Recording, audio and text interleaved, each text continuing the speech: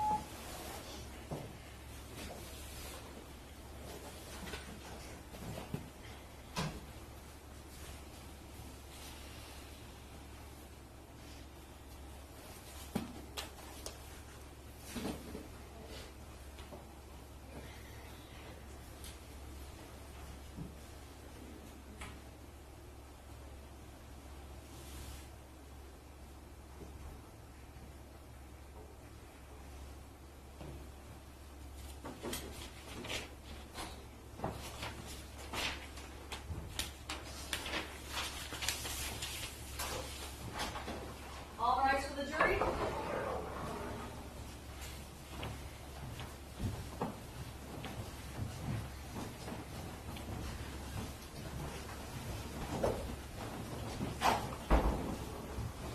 Good afternoon. You may be seated.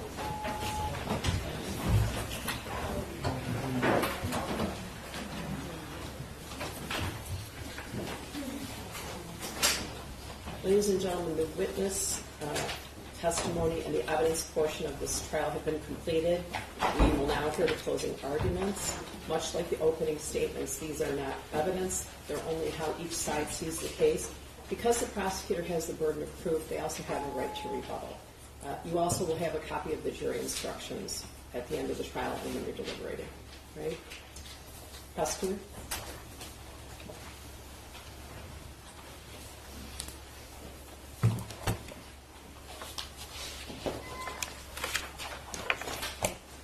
Good afternoon. On November 30th of 2021, around 1 o'clock in the afternoon, Lieutenant Tim Willis doesn't remember exactly what happened immediately upon being informed that there's a possible shooter at the Oxford High School. Doesn't really remember who he called or how he got down in the elevator, but he remembers one thing. Whoever he called, the first thing the caller said was, "It's real." Doesn't really remember the details on how he got there that day. But he did tell you that of all the first responder scenes he's ever experienced in his 20 plus years of being in law enforcement, this was the largest and most serious by far, and the second, what didn't even come close. Ed Wagrowski, who is now works for the Secret Service but worked for the Sheriff's Office in the Computer Crimes Department, told you that he went so fast that he could barely keep his tires on the road. He told you that he will never forget the look on those kids' faces because they looked like zombies. He also told you that in that moment of crisis, he will never forget the looks on the parents' faces who were waiting desperately for their kid to get off those buses. Molly Darnell, a seasoned teacher who had years and years of training on what to do in an active shooter situation, she told you that even though she locked eyes with James Crumbley's son when he fired his SIG 9mm at her and hit her, she still couldn't believe she was shot. She told you that she didn't even put it together when she felt the warmth and burning on her arm. She didn't even trust herself to recognize a voice she'd known for over 20 years outside the door. And you heard from Chrissy Gibson Marshall, an assistant principal who had had hours and hours of training on what to do in an active shooting situation. And what did she do? She ran towards the shooter. She ran towards the shooter. All the training, all the preparation, and she did the opposite of what she was trained to do and what she tells everybody else to do. Because she couldn't believe it. And even when she saw James Crumbley's son with that gun, she still couldn't believe it. But she wasn't going to leave because Tate needed her help. All four of these individuals trained for years and years and years. Law enforcement, what to do in an active shooting situation. Yet, all four of them, as experienced and trained as they were, had no idea how to accept the reality that this was happening. Which is why Lieutenant Willis remembers it's real. Ladies and gentlemen, those four people, they were adults. Those four trained, experienced people were adults.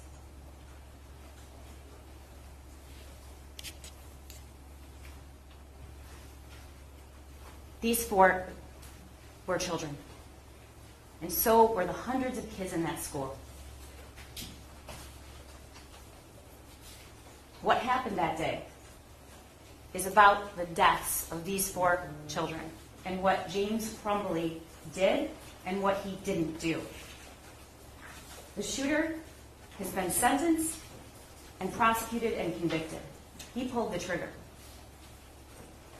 James Crumbley is not on trial for what his son did. James Crumbley is on trial for what he did and what he didn't do. James Crumbley had a willful disregard of a known danger and it caused the death of 4 students in Oxford High School on November 30th, 2021. Hannah, Madison, Tate, and Justin.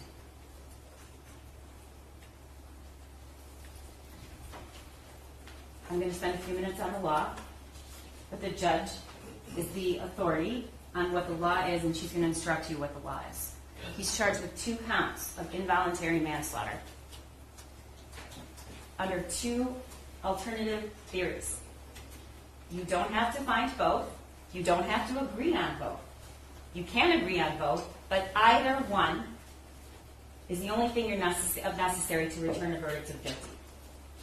The first is that there was gross negligence in the performance of a lawful act, and that the defendant caused death, and in doing the act that caused death, he acted in gross negligence. And then the second is his failure to perform a legal duty, and that he knew about the facts that gave rise to the duty, and he willfully neglected or refused to perform that duty, and he failed to perform it, and it grossly negligent to human life. And that the death of the victims were directly caused by defendant's failure to perform this duty. 4 counts of involuntary manslaughter for children who were killed.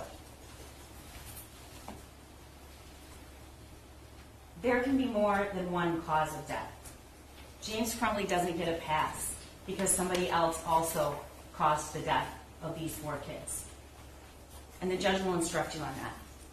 It's not enough that he just made it possible for the deaths of Madison, Tate, Hannah, and Justin. You must find beyond a reasonable doubt that the deaths were the natural or necessary result of his acts or failure to act. You heard the evidence about how each of those kids were killed. And as previously noted, there can be more than one cause of death. In order to find that the death of Madison, Tate, Hannah, and Justin was caused by the defendant, you must also find beyond a reasonable doubt that his son's act of shooting someone was reasonably foreseeable. Not that he knew his son was going to kill 4 people. That is not what I have to prove. just that it was reasonably foreseeable. What's gross negligence? It's more than carelessness. It's willfully disregarding the results to others that might follow from an act or failure to act. And in order to find that, you have to defend it with that. You have to find that the defendant was grossly negligent, and you must find each of the following three things beyond a reasonable doubt. First, that he knew of the danger to another. That is, he knew there was a situation that required him to take ordinary care to avoid injuring someone else. Second, that he could have avoided injuring another by using ordinary care. And third, that the defendant failed to use ordinary care to prevent injuring another one to a reasonable person. A reasonable person. And it must be apparent that the result was likely to be serious injury. In Michigan, a parent has a legal duty to exercise reasonable care to prevent the minor child from intentionally harming others or prevent the minor child from conducting themselves in a way that creates unreasonable risk of harm to others if the parent knows that they have the ability to control their minor child and knows of the necessity and opportunity for exercising such control. Even before we had safe storage, there was always a legal duty that existed. That newly passed law has no bearing on your legal duty that, as a parent, that you've always had. I said this before, there are two theories, two different ways to prove the same crime. If proven, one of these, both of them, are sufficient to establish the crime of involuntary manslaughter. And again, it's not necessary that you all agree on which theory has been proven, as long as you agree that the prosecutors proved at least one of those theories beyond a reasonable doubt.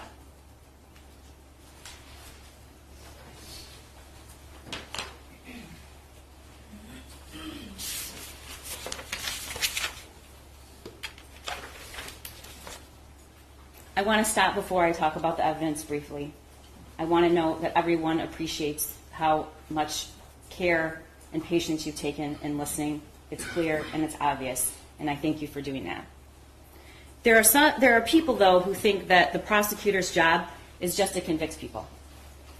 And that's just not true.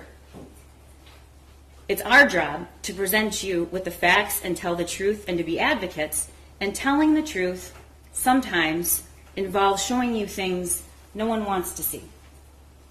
Sometimes our job requires to produce evidence and testimony and pictures and images that we don't want to show you and no one wants to see them. But that's our job. That's my job. And it's not our job to sanitize, even though that would be easier. It's my job, and it's Mr. Keith's job, to present all the evidence to you and explain why we think the defendant is guilty beyond a reasonable doubt. Mark Keith told you when this trial started that any number of tragically small efforts could have saved the lives of 4 kids. That it was foreseeable and it was preventable. And the evidence presented in the last 5 days has proven that, ladies and gentlemen. James Crumbley was presented with the easiest, most glaring opportunities to prevent the deaths of these 4 students. And he did nothing. He did nothing. He did nothing over and over and over again. And the evidence shows that. This case is not about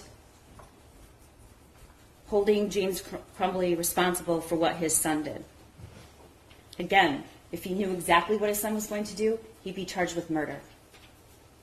It's about his legal duty and his failure to perform it, or to perform it in a negligent way. You heard the testimony of Molly Darnell. She told you that the first thing she saw when she looked through the window and saw the gun being raised towards her was that there was no orange tip, which she had learned previously, she doesn't remember where, meant it's a real gun. that he aimed the gun at chest level and he locked eyes with her, and the bullet landed 6 inches from her heart. Ed Wagrowski, who was a member of the Computer Crimes Unit in the Oakland County Sheriff's Office. He told you about forensic evaluation of cell phone analysis is. He was qualified as an expert. He described his involvement and observations at the school that day. And he told you that he doesn't really respond to incidents like this. He was in computer crimes. No one comes into the office and says you have to respond to a critical incident, except that day. And you could tell that had a great emotional impact on him. He watched hours and hours and hours of videos and images of that school that day to put together the evidence that we were able to present to you today and through the past 5 days. He reviewed all of it and he described and then showed you the path and the camera angles of the shooter's path through the school that day. He also presented the messages between Jennifer and James Crumbley and the messages between their son and his friend. He told you that there were over 20,000 text messages between the shooter and that one friend he had. He also told you in 1 year there were only 65 text messages sent between James Crumbley and his father. James Crumbley, who had either worked at home, was in between jobs, or had DoorDash. James Crumbley, who was the person he dropped his son at school every single morning. He told you that the image of the gun that the shooter shared with his dad was deleted. We played the voicemail from the school on November 29th from Pam Fine, talking about his son searching bullets. He presented evidence that he was aware of that because Jennifer told him about it. She texted, "Did he tell you about what happened at school?" James responded, "Yes." He shared with you the defendant's communications on November 30th of 2021. And important to note, he was able to show you exactly the path that he took. Because of the cell phone data, some of you were probably surprised and a little concerned about how much somebody can actually know what you're doing, but it's a lot. And we know exactly where he was, what he did, who he talked to, and so we could trace his steps, which turns out to be some of the most critical evidence in this trial. He showed you through the DoorDash search warrant returns the locations of what James Crumbley was doing from the moment he left the school that morning until the moment he called 911. And only after he learned that there was an active shooter at the school did James Crumbley go home and look for the gun. Even though from 11 o'clock to 1 o'clock, he had 4 DoorDash pickups and passed his house many times. He was within minutes, many times. And you heard the 911 call by James Crumbley about 14 minutes after he arrived home and discovered that the gun was missing.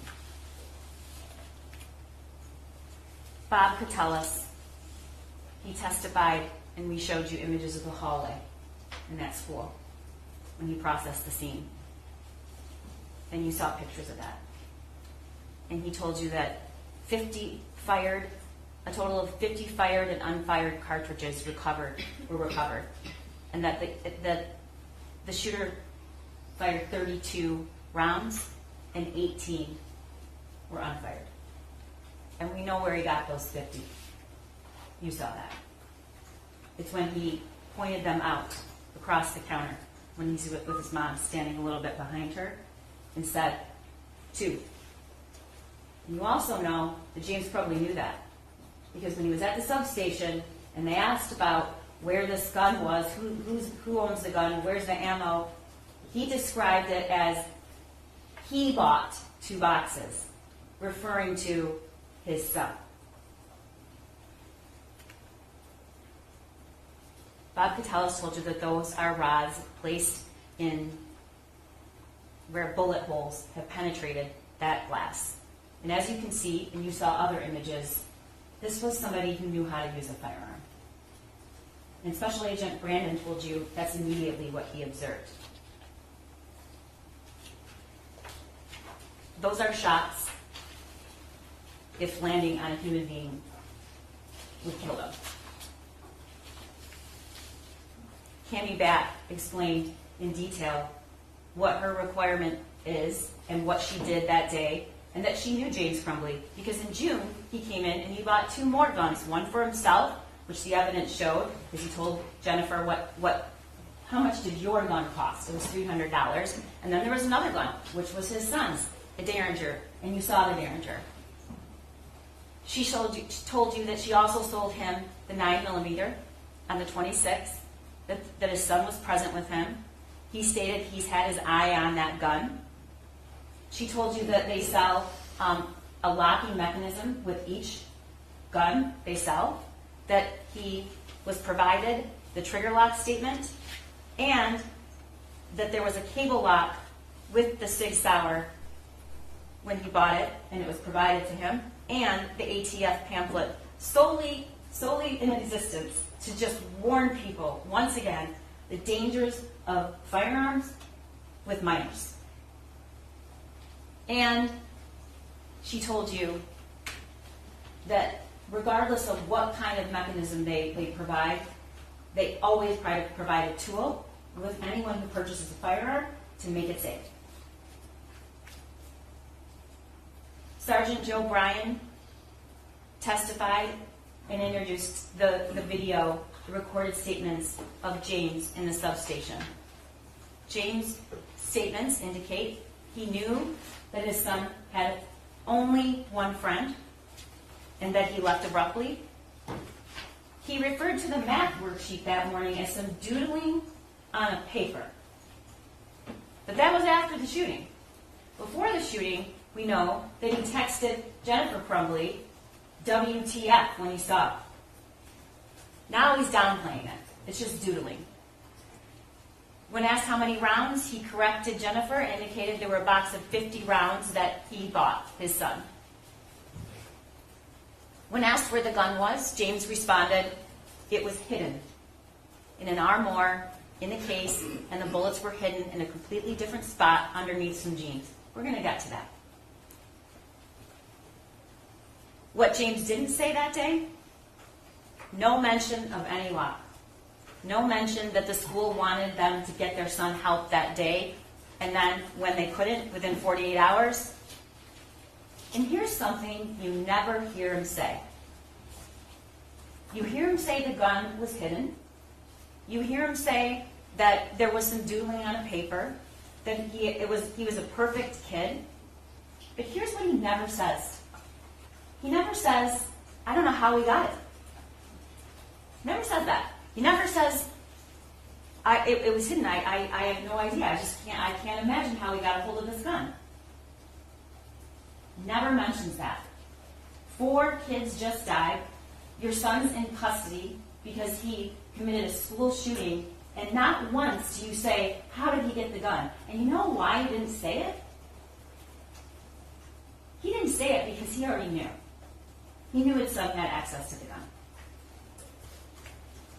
Christy Gibson Marshall, as we just talked about, heard gunshots, saw kids running in a way that wasn't normal, went towards the shooting, identified and spoke to James Crumbley's son, and you saw that video, how she just stood there. Sean Hopkins. Sean Hopkins was a counselor. He testified that the shooter was looking up bullets the day before. He was aware of that. That morning he was told he was watching violent videos. And he told you that even in a 20-minute period of time, he was concerned enough to call parents and ask them to come to school right then. He told you that he said he needed help right away. He wanted them to get him some help right away. He told you that he was very concerned about the images, but his main concern was for the safety of the shooter. He told you he didn't want him to be left alone. And he said in that meeting, he never received relevant information from mom and dad. It was short. It was a very, very small period of time for a meeting that takes place when you have to come from your work. James was at the barn at the time. Go to your son's school. They were in and out of there in a very short period of time. He testified, they said that just couldn't happen today. They had to work. Now, you've heard the testimony. You know what James Crumbley was doing as employment during that time. And defense counsel and I agree. That is a worthy endeavor, being employed regardless of how you choose to do it. But what's important to note is that DoorDash is not something that you can create your own hours. You can work when you want. It's not compulsory. You can work on the weekends. You can work anytime.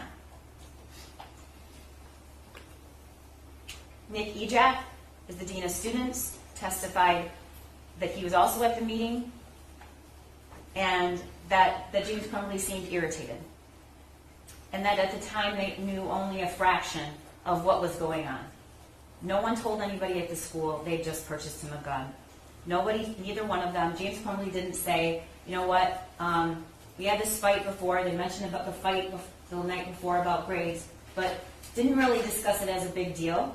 Didn't really discuss the gravity of what it was like for his son, who had one social connection to the outside world, and that person abruptly left with, and that his son found out because he just stopped texting him back. And that he was obviously so concerned and upset that he communicated that to his father because his father reached out to the friend's father. He didn't say that. He didn't say that the weapon wasn't secure. He didn't say that there had been signs that something wasn't right. Now, you may not like what the two people who were employed by the school and had contact with the Crumbleys that day did. You may not like it. I don't like all of it either. But my job isn't to present to you the evidence that just looks good for my case. My job is to present evidence to you, all of it, because this is about the truth. But he doesn't get a pass because you don't think the teachers did enough. He doesn't get a pass for that. And the blame shifting is only meant to send a message, I'm not accountable here at all. Even though I bought the weapon. Even though I didn't secure it. Even though I never got help from my son. Even though I could have taken him that day. Special Agent Brandon testified where he was when he heard about the shooting, what he did when he got to the school, how he traced the gun, how he found out who owned it. He watched the surveillance. He noticed a couple things that were really concerning to him. One, it was somebody that was proficient with a firearm. He did what's called a combat load, which is unusual. The way his stance was, the shot he took that killed Tate. This wasn't somebody that wasn't experienced with a firearm. And logically, he wanted to know where this person was taught how to handle that weapon, where that minor was taught, that 15-year-old. And he discovered that. He testified that the cable lock that was seen in pictures was sold with the SIG, and it was the cable lock that was seen in the photos. And then he testified that they found that cable lock shoved in another gun box in the kitchen in a cabinet behind a door.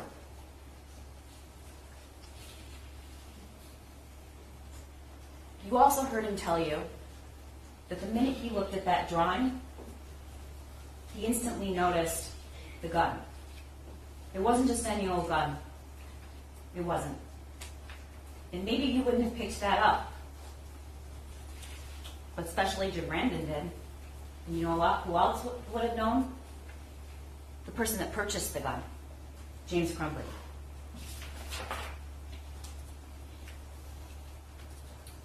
Detective Stoyak talked to you about the search. You saw pictures of the search and the house. You saw where the gun box and the ammo box were when they searched the house. It was on their bed. You also saw a map and learned a pretty small house. Pretty small. You learned he had 2 bedrooms. And you learned that in that master bedroom, which was small, there was the bed, some nightstands, and 2 other pieces of furniture. The TV stand, where he found the 2 other weapons that were in a gun safe, a locking mechanism, with the code set to 000, which is the default.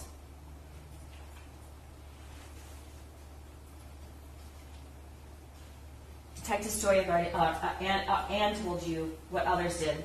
He never, ever, ever said that SIG was locked. He said it was hidden. David Hendrick is in charge of the Fugitive Apprehension Team. You learned what that is from 2 law enforcement officials. You learned that on the day the defendants were charged, they left a hotel in Auburn Hills, local, and drove all the way to Detroit in a building that is meant for businesses, not retail. People don't sleep there. And you heard what it was like when he arrived on the scene, when they were searching for James Crumbley and his wife. You heard through the body cam of the Detroit officer, and you heard from Officer Hendrick, and you heard from Luke Kirtley that it was extremely loud. There were dozens and dozens and dozens of law enforcement, and most of them SWAT. Luke Kirtley told you about how James Crumbley was discovered that night. And the only reason he knew it is because it was all over social media with the description, the license plate, and picture of James Crumbley and Jennifer Crumbley. Why? Because they were charged. And even before they were charged, there was a lot of speculation about them being charged. Luke told you about what that building looks like, what it's for, who's normally there at night, not many people, that he shares a wall with that studio that they were found in, that mattress they pulled in was out in the hallway. He again told you how loud, and that it would have been impossible if he was in his unit not to hear that. Officer David Metzke told you that there were tons of officers, multiple agencies, and that they took a 35-pound steel ram to bypass multiple doors, and they used it, and it was loud. I think he testified we have the bigger guys do that. We saw through his body-worn camera the arrest of James Crumbley, who was laying on the mattress and seemed to be wanting to create the impression that he was sleeping. There's a big problem with that. One, we know that shortly after Luke Kirtley went out to see the license plate, that he followed him shortly after, and he was awake. And shortly after that, dozens and dozens and dozens of law enforcement show up on the scene. It's a first floor unit. The windows face that parking lot. Lights and sirens, media were there. Yet, he's lying on a bed as if he's sleeping. William Creer told you what they discovered. They had bought and purchased, they had purchased items with them, socks, new socks. They had clothing, they had food, there was a whiskey bottle in the trash can, there was ice. But here's the thing that was the most compelling about his testimony. The bag with the 4 phones that were turned off and $6,000 of cash was stored on the other side of the room from the backpack in a lid in a plastic bin with a lid on it. That is strong circumstantial evidence, which is used in this country every day to convict people, that was placed there in hopes that no one was going to find it.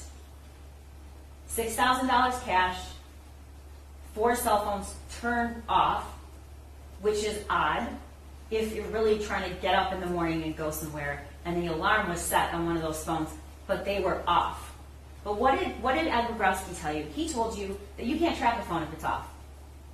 You can't track it. We all learn, if you've learned nothing else, turn your phone off if you don't want to be tracked, because there's all sorts of ways. Lieutenant Willis testified. He showed you the bank records showing what they did when they found out that their son was charged and when there was talk of them being charged. He talked to you about the scene at Oxford High School.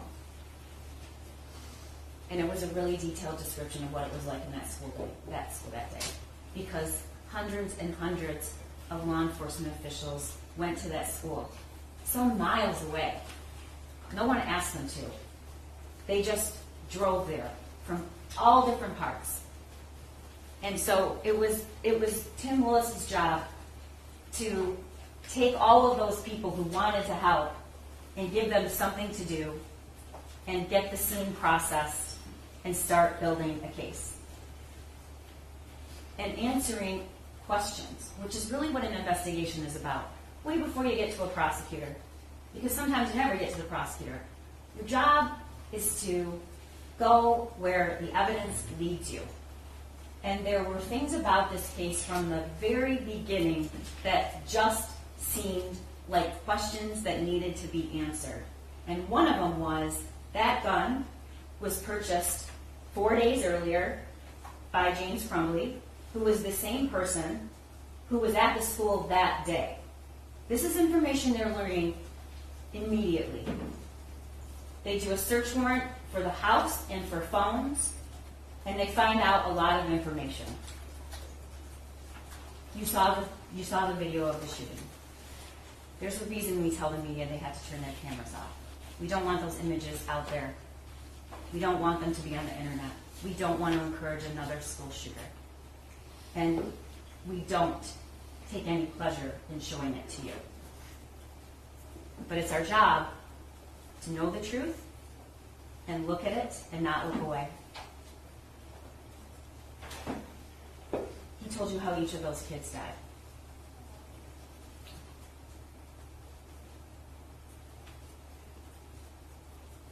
Hannah was hit immediately after he left the bathroom. You saw the image and it was described to you. Madison Baldwin didn't run. She crouched down. There was a door 4 feet from her. And she put her hands over her head. And he walked right up to her and he shot her at close range in the head. Tate was shot. I talked about that shot he took as he was coming in the door. He had his headphones on. He didn't even know what was going on. And Justin Schilling was shot in the bathroom after several minutes of being in there. It wasn't immediately. She went into the bathroom, stayed there. Justin knew the shooter was there. And there was another student in there as well. You saw him running, Keegan. And he ran after James Crumbley's son shot Justin Schilling, execution style.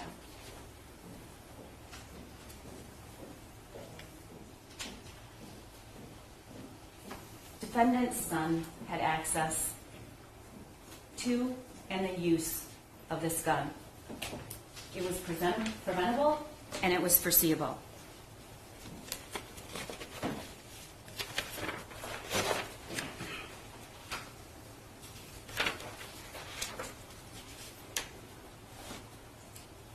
You heard during jury selection, and you heard during opening, and if my prediction is you're going to hear it again, that this could be you. This could be any of us. This is what defense, this is their defense, that this could be you if you let your kid drive a car or leave with a sharp object. This couldn't be everybody. This couldn't be the person that takes their kid hunting. This couldn't be the person that buys a gun for their child to use, for their minor child, for their use. That doesn't create a criminal charge, ladies and gentlemen. It couldn't happen simply because you purchased a firearm or simply because you let your kid drive a car. Beware of the claim that this could be you. Beware. It is not the case that finding James Crumbley guilty of gross negligence would result in a criminal charge for every parent who doesn't know what their child is doing at all times. And it is not the case that he was faced with the same normal challenges as parents that we all go through and suddenly found himself in a courtroom being charged with involuntary manslaughter. It is just not the case, and the evidence shows it.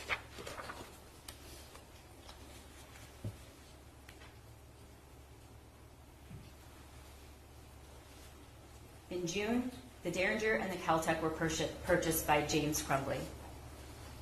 We know that Caltech was left out, unsecured, with ammo. Why do we know that? You saw that picture and video and the one he sent to his friend, and you saw the text that accompanied it. But before we get to that, this is an image from the video that you saw. It was 12:30 at night. That is his cat, Dexter. That is the shooter's cat. That magazine is loaded, and it was shoved on a table to load it, not a proper or safe way to handle a firearm. And there is a round in the chamber, and the safety is off because red means dead. And Special Agent Brandon told you that. Even if James Crumbley was standing next to his son, that would still be an extremely dangerous way to handle a firearm. But we do know what happened. Because he told his friend when he texted it to him. My dad left it out, so I thought, why not? This is precisely the reason there's a legal duty in the state of Michigan to prevent your kid from harming himself or somebody else. All I need is my 9mm pistol, which I currently am begging my dad for. This is from his journal. First off, I got my gun. It's a Sig Sauer 9mm. Second, the shooting is tomorrow. I have access to the gun and the ammo. I have access to the gun and the ammo. Then we have defendant's own statements. James Crumbley said at the substation. James responded when it asked where the gun was. It was hidden in our armoire in the case, and the bullets were hidden in a completely different spot underneath some jeans. Here's what he doesn't say. Never claims it was locked, never says it was inaccessible to his son, and again, never says or expresses any surprise on how his son got a hold of it. We know he took him to the range. We showed you videos and images of that. In fact, 8 times we know that happened.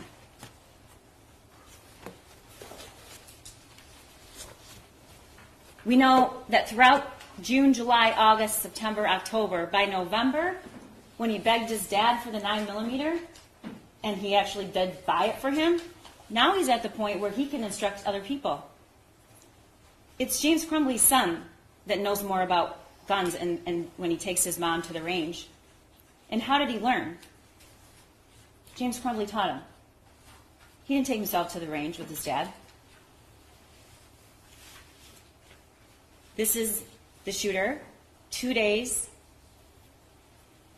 1 day after the gun was purchased for him. He's packing it up. What don't you see?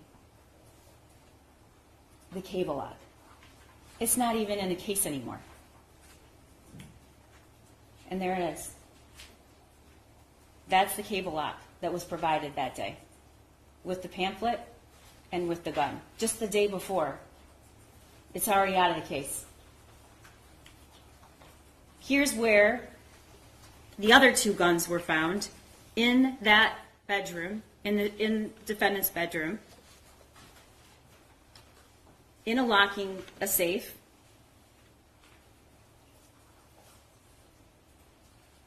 In the TV stand. The code was 000. The important thing is that the SIG could not fit into that gun safe. Could not fit it. It's impossible. But the other important thing is you're hearing a claim that James Crumbley didn't think that he had to lock his weapon up. Okay. It's not about whether you locked the weapon. It's about whether you made it secure. And we already know he felt the need and understood his duty to lock the other 2.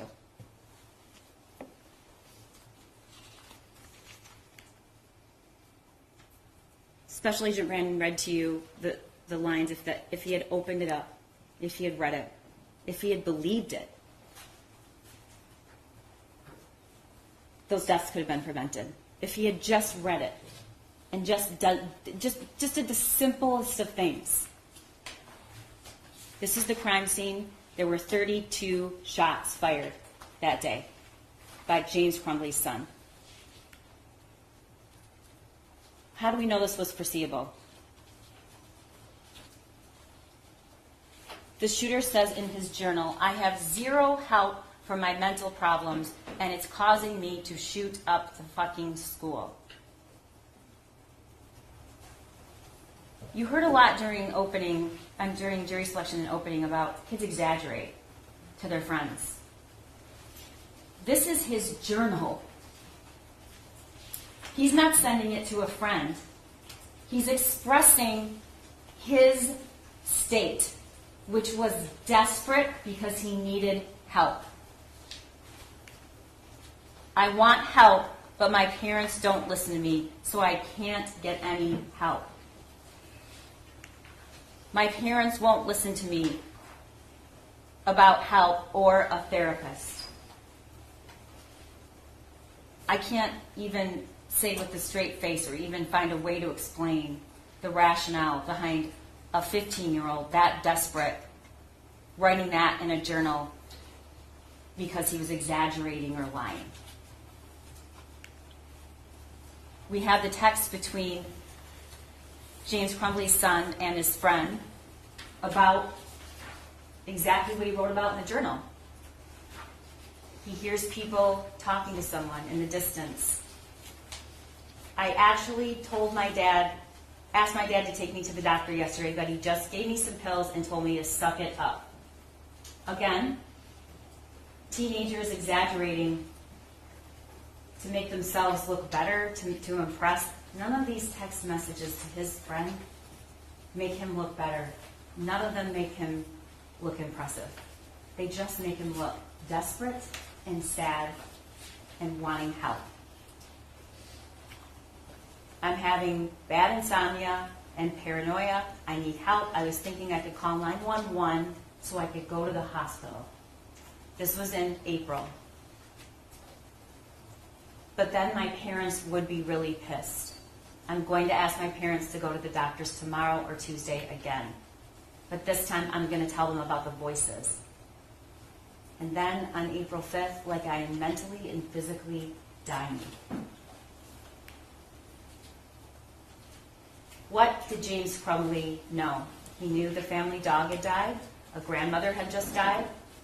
His son's only friend, the one person he had any social contact with, abruptly leaving, can't even text him. Knew his son was completely isolated. Knew he had looked up bullets the day before. Knew he was upset the night before. Knew he had been watching videos that morning, violent videos. And then he sees that drawing. He sees that drawing that morning when he goes to the school, and what does it say? It says, "Help me." How many times does this kid have to say it? He says it in his journal. He says it to his friend. And what is he saying? I asked my parents. I asked my dad. And then if that isn't enough, he writes the words, "Help me," on a piece of paper. And his parents, James Crumbley, is called to the school to see it. And what does he say? He says, "We got to go to work." He describes his son as a perfect kid, never gets in trouble. Well, you know, if you have a perfect kid that never gets in trouble, being called to the school abruptly that day and asked to come and saying your kid needs help is about 100 out of 10 in terms of how troubling it is for a parent, if it's that unusual. He knows his son is proficient with guns because 4 days earlier he purchased that weapon for him. This is James Crumbley's son on the morning of the shooting, November 30th, being dropped off, like every day, by James Crumbley. And here's the worksheet. The thoughts won't stop. Help me. You have a picture of someone bleeding with bullet holes. You have a picture of the exact gun. It says blood everywhere. My life is useless. The world is dead.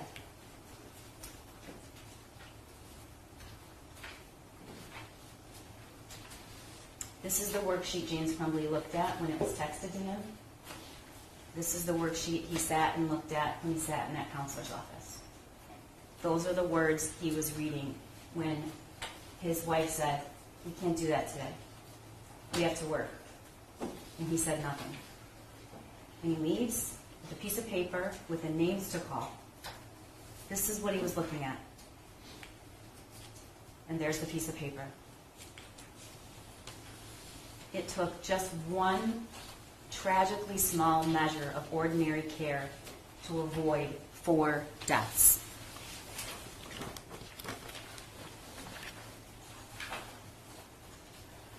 James Crumbley failed to use ordinary care, which could have prevented the death of these 4 kids.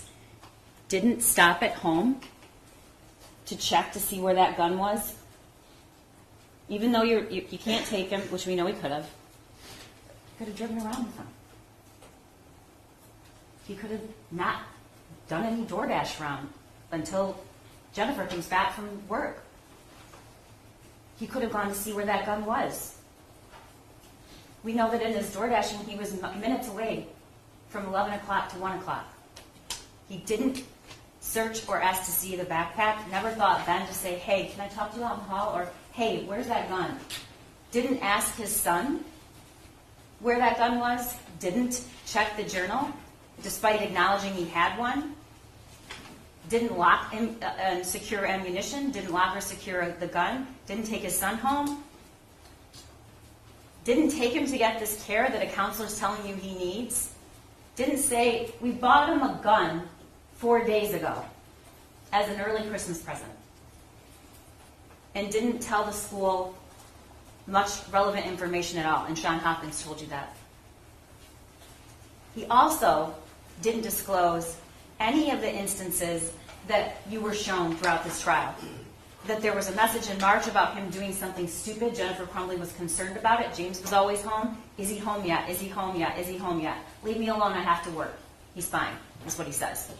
The incident about giving him melatonin and him being worked up.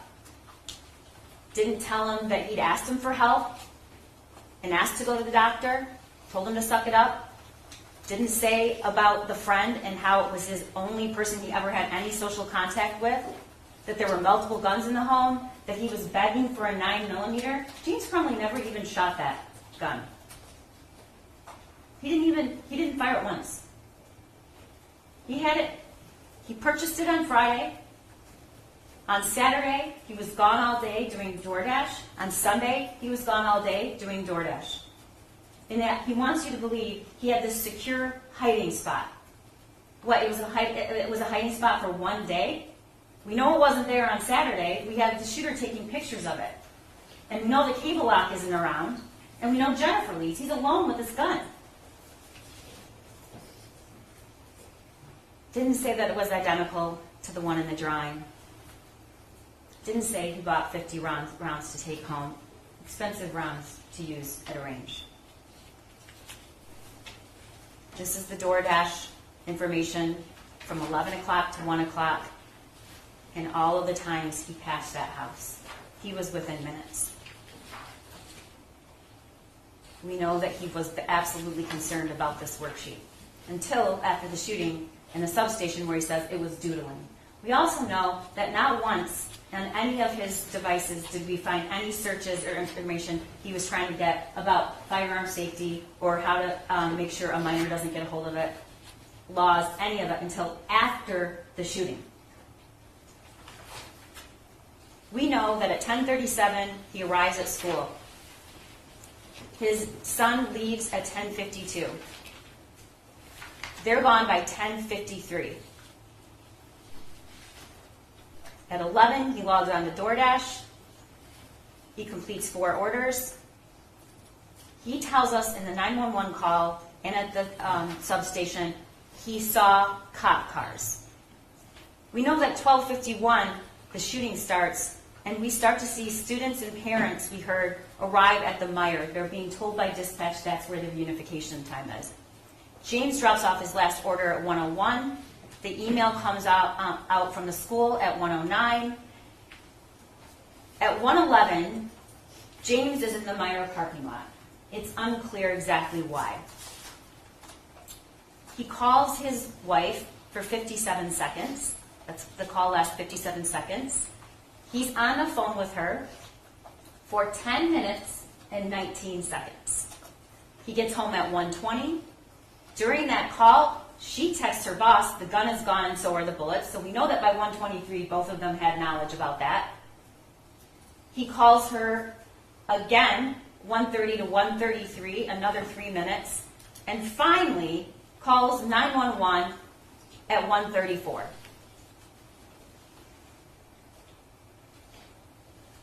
There were 1,800 students in Oxford High School. There was one parent who suspected their son was the school shooter. And it was James Crumbley. You know what that's called? It's called foreseeability. That's what that's called.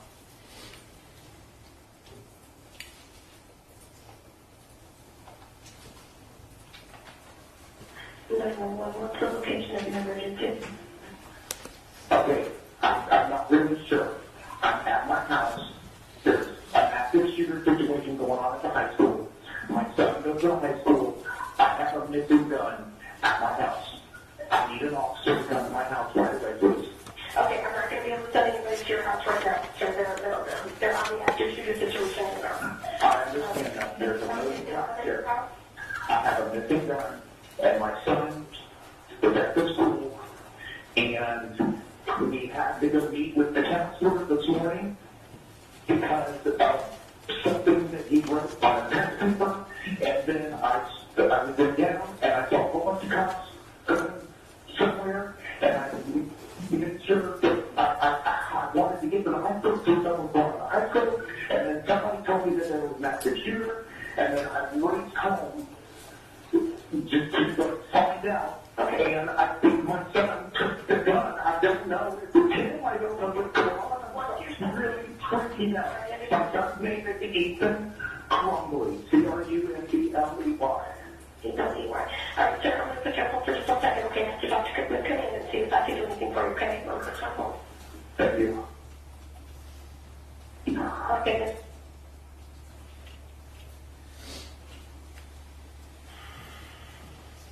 You just heard this. I have a missing gun. My son is at the school, and we had to go meet with the counselor this morning because of something that he wrote on a test paper.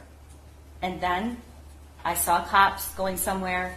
I wanted to go to the school, see what was going on. I heard about the active shooter, and I raced home just to find out.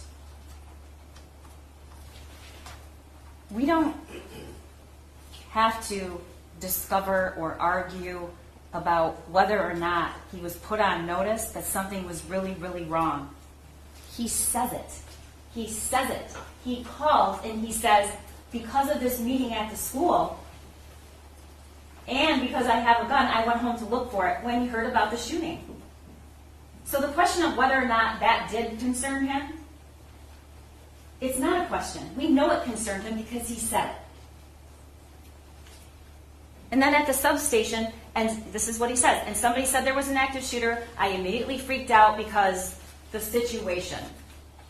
And after I saw all the cops, after I found it was an active shooter that went on this morning, and after what went on this morning, what's he talking about? He's talking about the meeting and the words on the paper. It says, help me, blood everywhere, with a picture of the gun he bought him. So I raced home and I found the gun missing. We went into detail about what James Crumbley and his wife did after they thought they might be charged with a crime.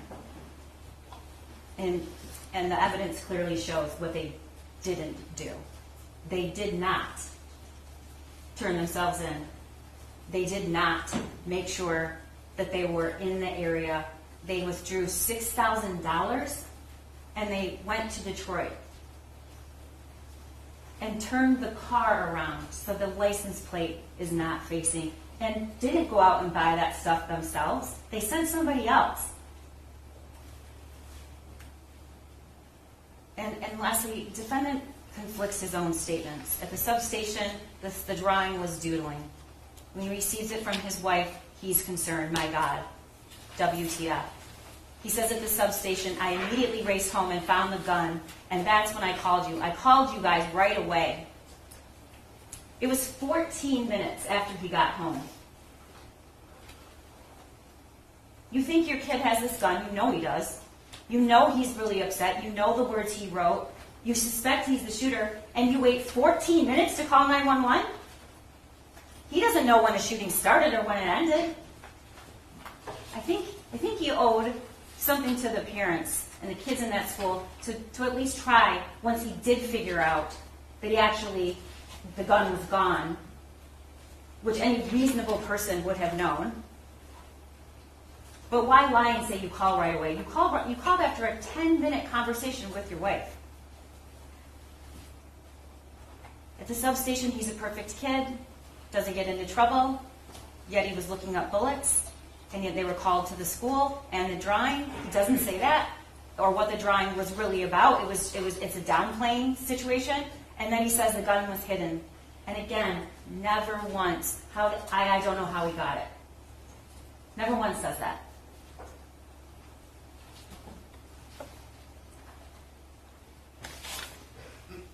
James Crumbley had concerns that day. He knew something was wrong. He said it in his own words. And we know that because of what was on the drawing, and we know that because we know what his response was when he received the drawing. He kept those concerns private that morning. But he didn't just fail to inform the school. He failed to act. James Crumbley failed his son in a tragic way. You're not going to hear me say that's not true. But he didn't just fail his son. He failed Hannah. He failed Madison. He failed Tate. And he failed Justin. He failed to perform his legal duty to prevent these kids from being killed. And he failed their parents, too. And I ask that you find him guilty. Thank you. Thank you, Prosecutor. Ms. Lane? Yes, Your Honor.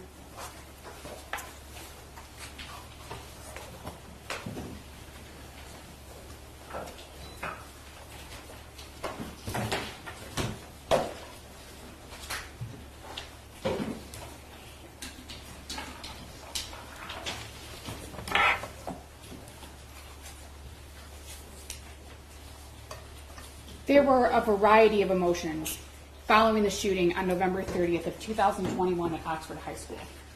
Terror, anger, and devastation. There's an epidemic of mass shootings in our country. School shootings in particular have devastated our communities. There have been social and political groups formed to address these issues, but so far they've been unable to do so. However, on December 3rd of 2021, the parents of a school shooter were charged with involuntary manslaughter for the first time. When we started this trial, I said that the events of November 30th of 2021 undeniably changed people's lives in ways that most of us will never understand. We know that 4 children were killed, multiple families were devastated, and communities were terrorized. And ladies and gentlemen, James Crumbley and I do not dispute any of that. We heard from people who were at Oxford High School on November 30th of 2021. We not only heard what they had to say, we saw the impact that that day had on them. Multiple people told you what that day was like. They told you what they felt, they told you what they saw, and they told you what they experienced. You were also shown videos of what happened inside of the school on November 30th of 2021. We can agree that you all heard a lot about what happened inside of Oxford High School on November 30th of 2021 through videos and testimony. This case is not about what happened inside of Oxford High School. This case is about what happened outside of Oxford High School.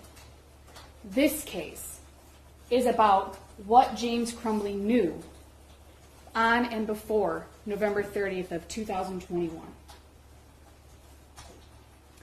James Crumbley was charged on December 3rd, 2021 for the deaths of Hannah St. Juliana, Madison Baldwin, Tate Meir, and Justin Schilling.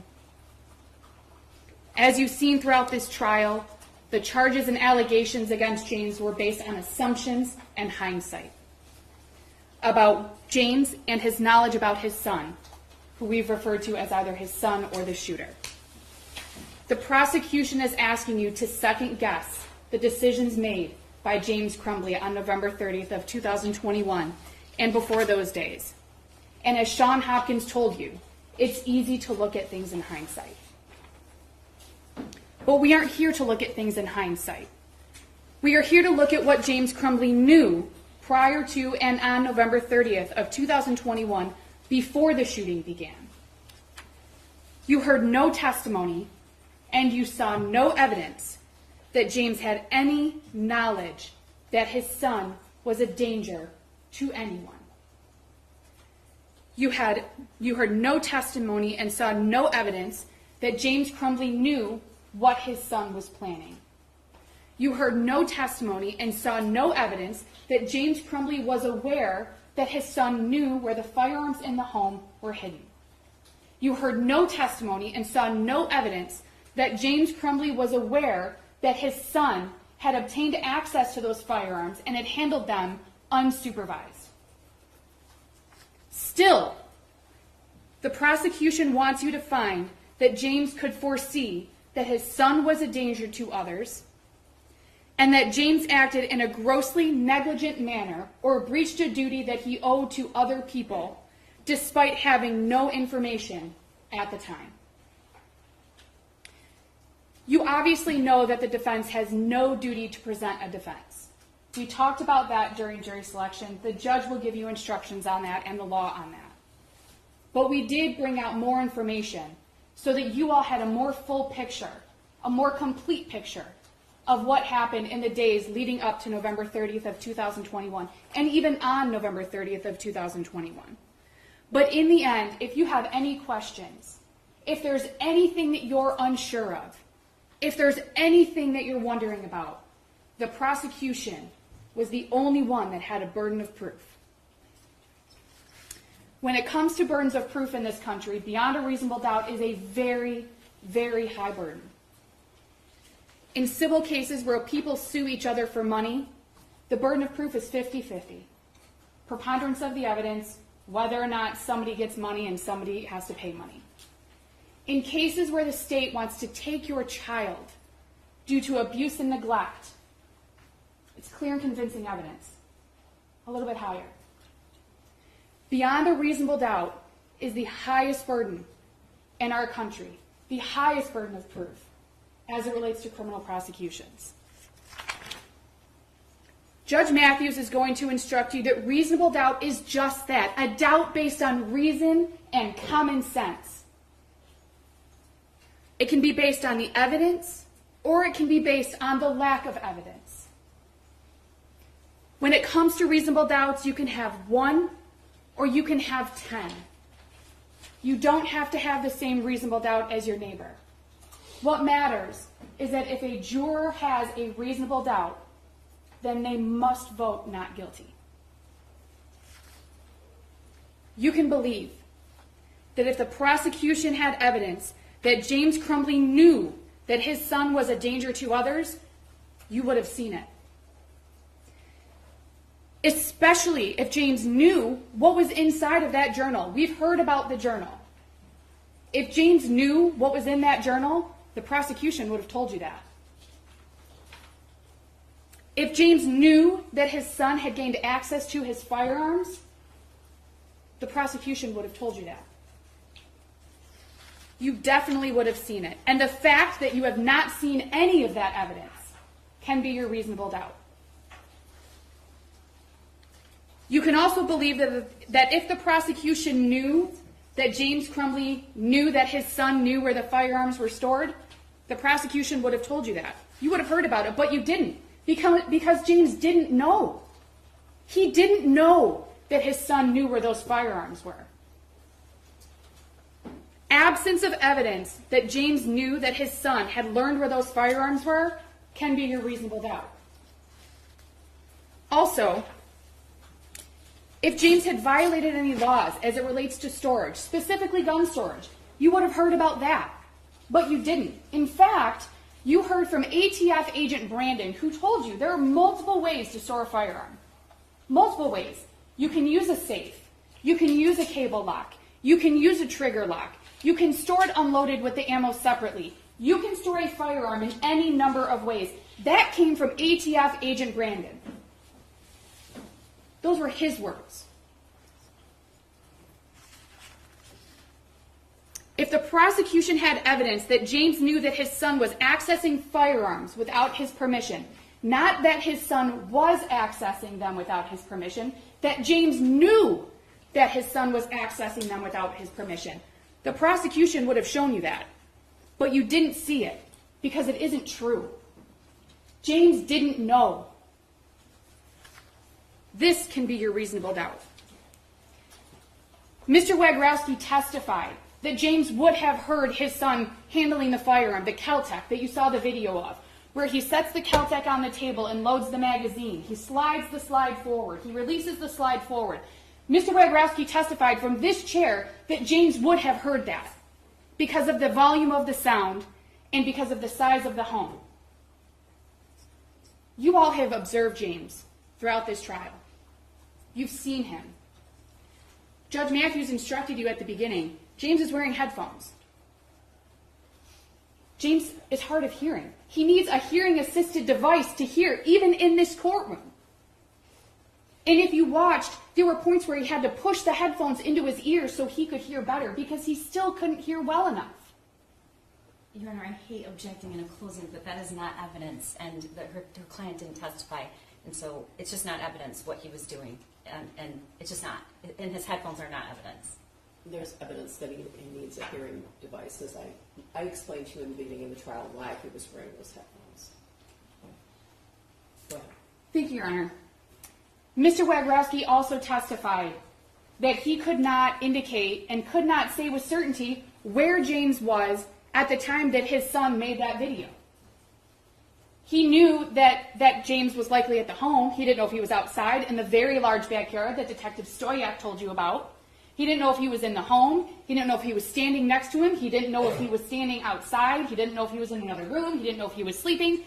Mr. Wagrowski couldn't tell you what was going on, other than James Crumbley's son handling that firearm. Was it unsupervised? We don't know. Was it supervised? We don't know. We don't know.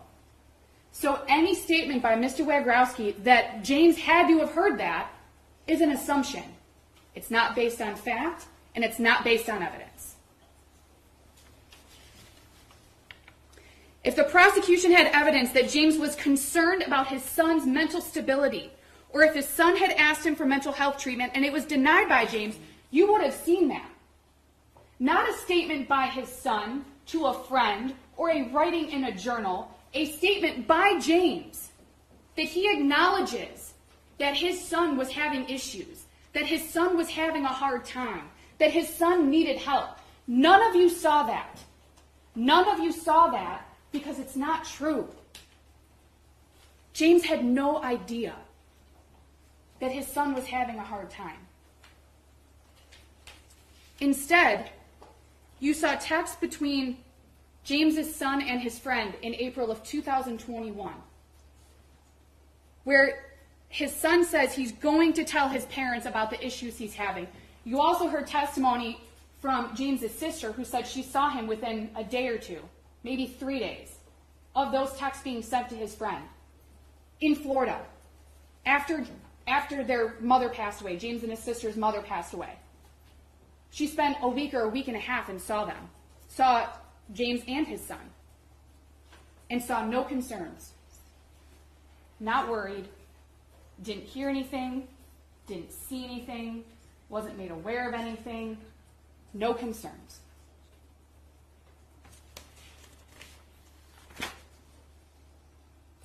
You heard that on November 30th of 2021, James drove his son to school. You saw the video of James dropping his son off. You heard that later when James went to the school with his wife to meet with his son and the school counselor, Sean Hopkins, and the dean of students, Nick Ejak, that James had told them, or that James had had a conversation that he had talked to his son that morning, told his son he loved him.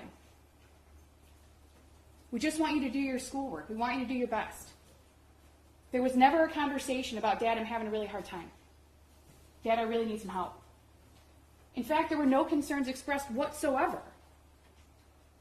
James had no knowledge that there was an issue. You also heard Sean Hopkins and Nick Ejak both testify that in the office, sitting in the office, that James sat next to his son, right in front of Sean Hopkins' desk. Sat next to him, went over the piece of the math assignment with him, the drawings, what was on there, that he was caring, that he told his son, you can talk to me.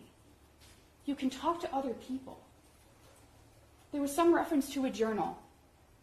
There was no indication that James knew what the journal looked like, whether or not his son was even writing in a journal, where it was, how often he used it. No indication at all, just that one may exist.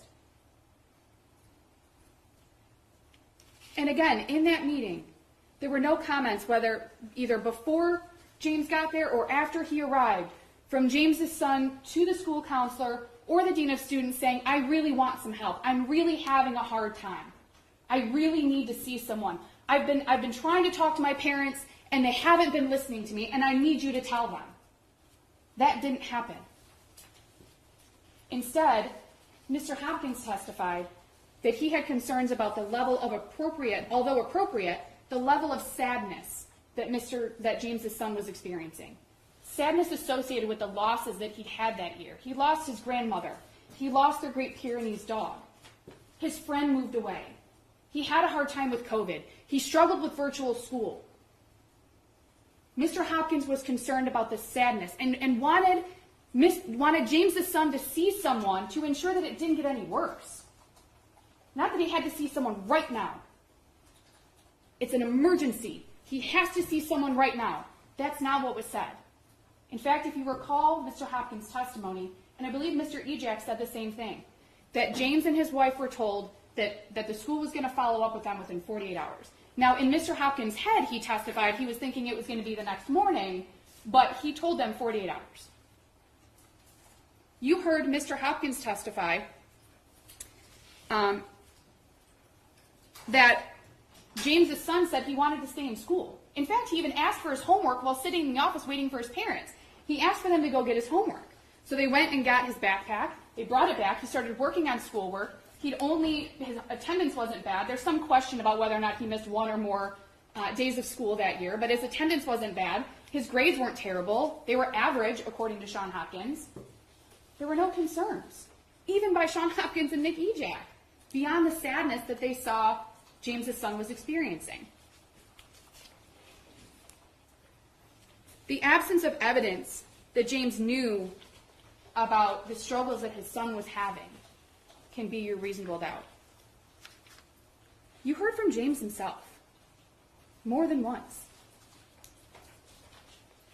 You heard him tell the police that there weren't any issues with his son.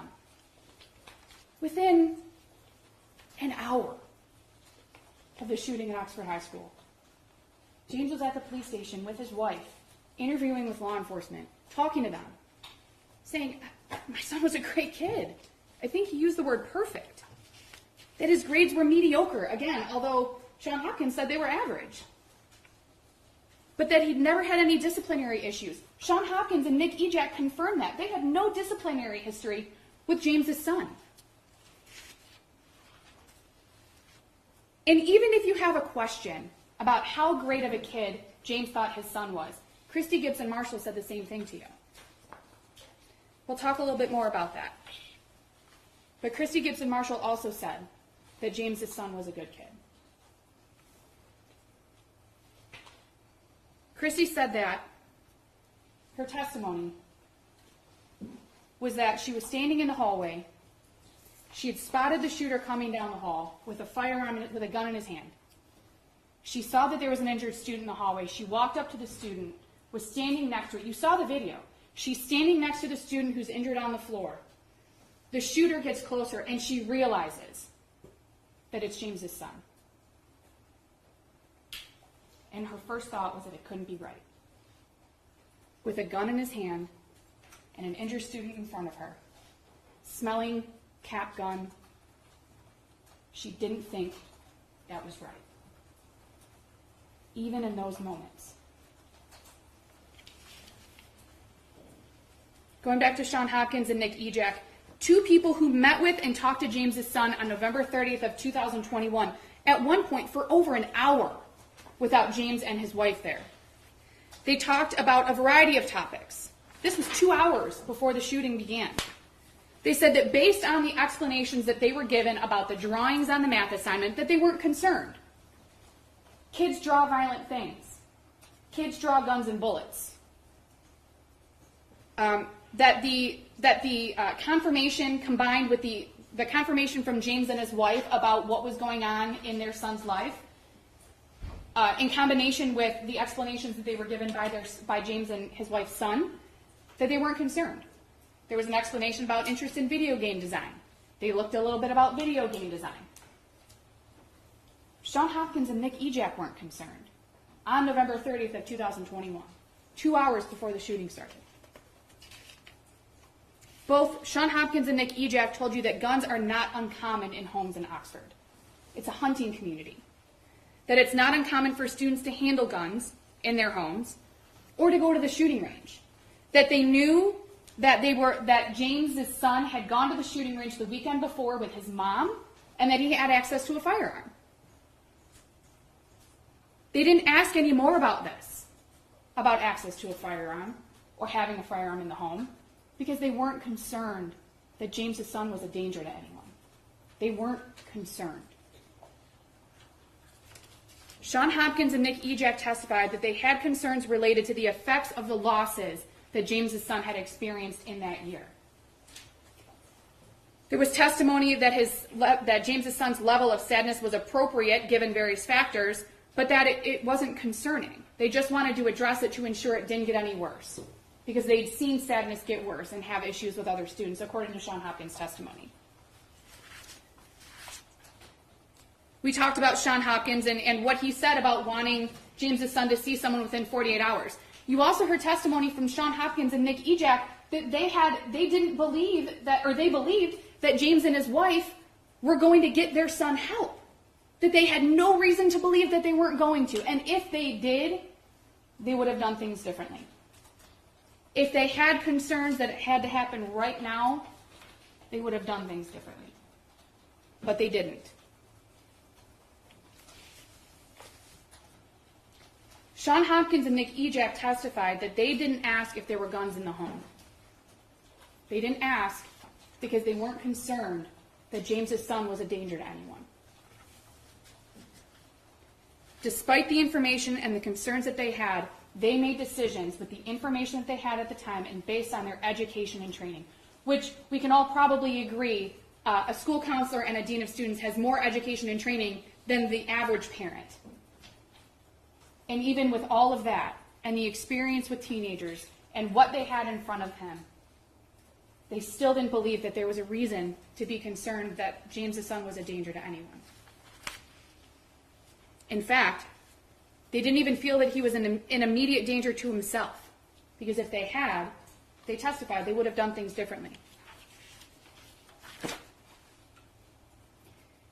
James worked. You heard the testimony. He left the school at approximately 10:57, and if you want, you can go back through the exhibits, and logged on to the app for DoorDash and started working within 3 minutes. The prosecution is focusing on James not going home in the time from leaving the school and when the shooting started. Why would he? He didn't know. He didn't know what was going on with his son. He didn't know what his son was planning. He didn't know that his son knew where the guns were. And he didn't know that his son had somehow obtained access to those guns. Or a gun. He didn't know. So why would he go home? There was no reason to. You heard about James's actions following learning of the school shooting, or following the school shooting. You heard that he went to the Meijer, which was the reunification point on Ray Road. You heard that he saw the police lights, he saw multiple police cars, he followed them. He actually tried to go to the high school first, and he couldn't, so he went to the Meijer. And it was there that he learned that there was a shooting at the school, that there was an active shooter at the school. There's evidence and exhibits showing James's movements while at the Meijer. He was there for approximately 6 to 7 minutes. In that time, he texted his son. You can see that on exhibit 375. He called his son to see if his son was okay. He texted his son again. He called his wife. He talked to his wife for about a minute, and he left the school. Then he called his son 2 more times. 2 more times in less than a minute to find out if his son was okay. He talked to his wife again for about 10 minutes. You saw a text during that phone call from James's wife to one of her coworkers where she says that their son was the school shooter. Contrary to Detective Lieutenant Willis's testimony that James said his son was the school shooter, he didn't. James didn't say that. You heard the 911 call a few minutes ago. That's not what James said. James called 911 at 1:34 p.m. and said that his son was a student at Oxford High School, and that after he'd learned about the school shooting, that James had gone home, he found the gun and bullets missing. He didn't know if his son took it, that he didn't know if it was him.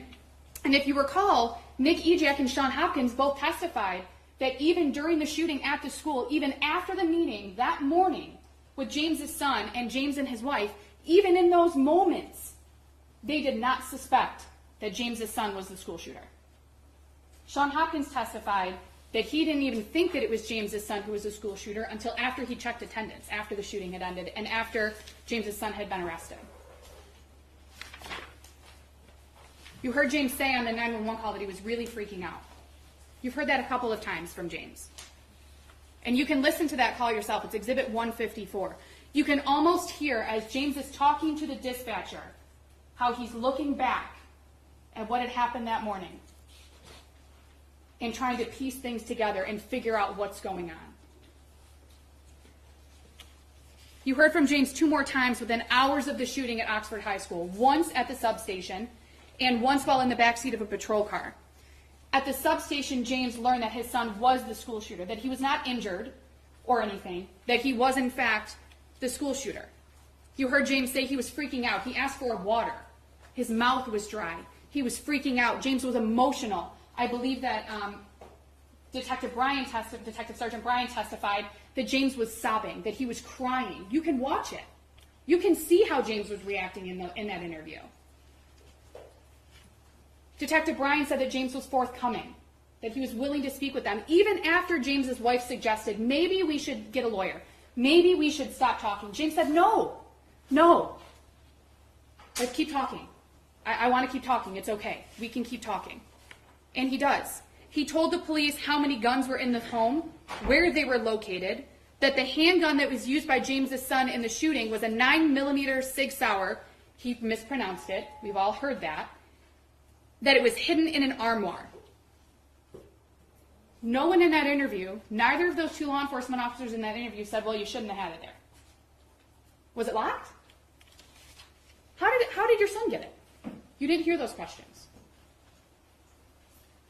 You heard James tell the police that the handgun was stored unloaded and that the ammunition was stored somewhere else. It was stored separately, under some jeans.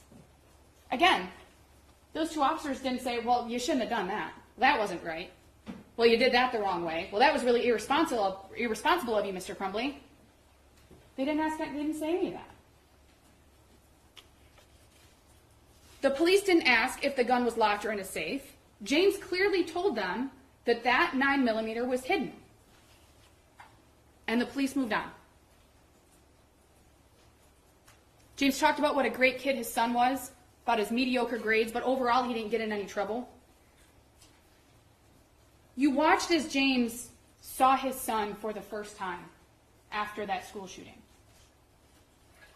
It was a very brief encounter. And you saw as James was leaving that he repeatedly told his son he loved him. Ladies and gentlemen, you can watch that for yourself. It is Exhibit 301. He repeatedly told his son he loved him. And then after, as he walks back into the first interview room, you can hear him audibly crying, sobbing at what was going on. And what does he say? He asks the police if he can find out where his son is going to be.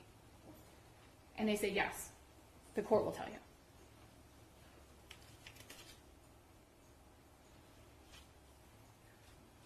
In that interview, you also heard James Crumbley say, I wish we had taken him home. In hindsight, looking back, I wish we had taken him home. James had no knowledge that his son had access to any of the handguns in the home. You saw his son's own words sometime after November 27th of 2021 and before November 30th of 2021. And we know that because in Exhibit 359 on page 22, his son specifically writes 9mm. And we know that there was no 9mm in that home prior to November 26th of 2021. We know that James's son went to the shooting range on November 27th of 2021 with his mom. So we know that that had to have been written sometime between November 27th and November 30th of 2021.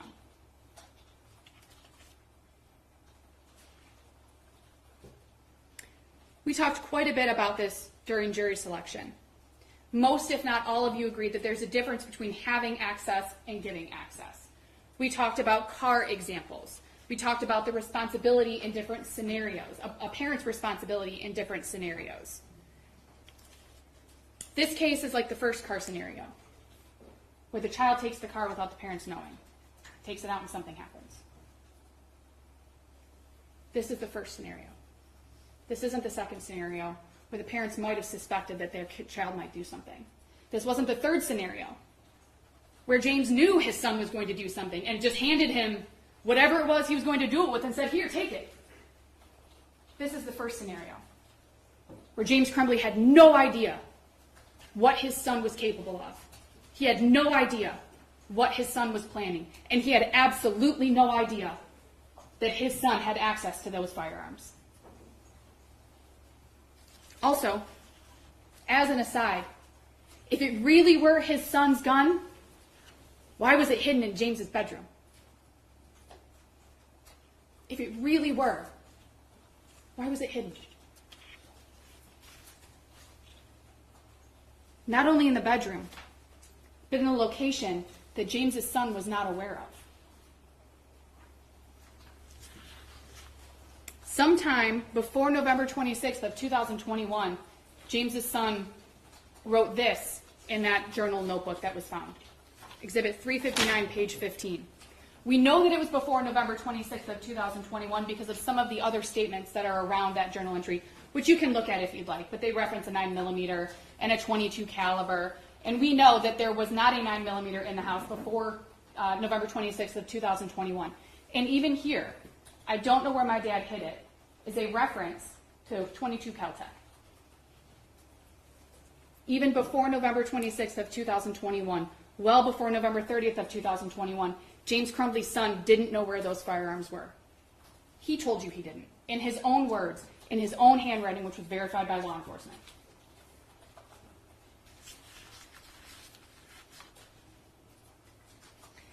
There's no evidence that James Crumbley had reason to believe his son would hurt anybody. I went over this a few minutes ago. Christy Gibson Marshall's testimony was that she had known James Crumbley and his son since approximately fourth grade. She told a story about James emailing her and asking about getting his son's report card or grades or something along those lines, and she responded and said, "Give him a hug for me." She testified about everything she saw, heard, and felt on November 30th of 2021. And as I said, she talked about seeing the shooter walking toward her with a gun in their hand. That as the shooter got closer, she recognized that it was James's son. And in those moments, she thought to herself, this can't be right. He's always been such a sweet kid. She was in such disbelief that was his son that she even tried to talk to him. As he's walking through the school with a firearm in his hand, she is trying to talk to him because she just can't believe that James's son was the shooter. And it was when he wouldn't respond that she realized it must be him.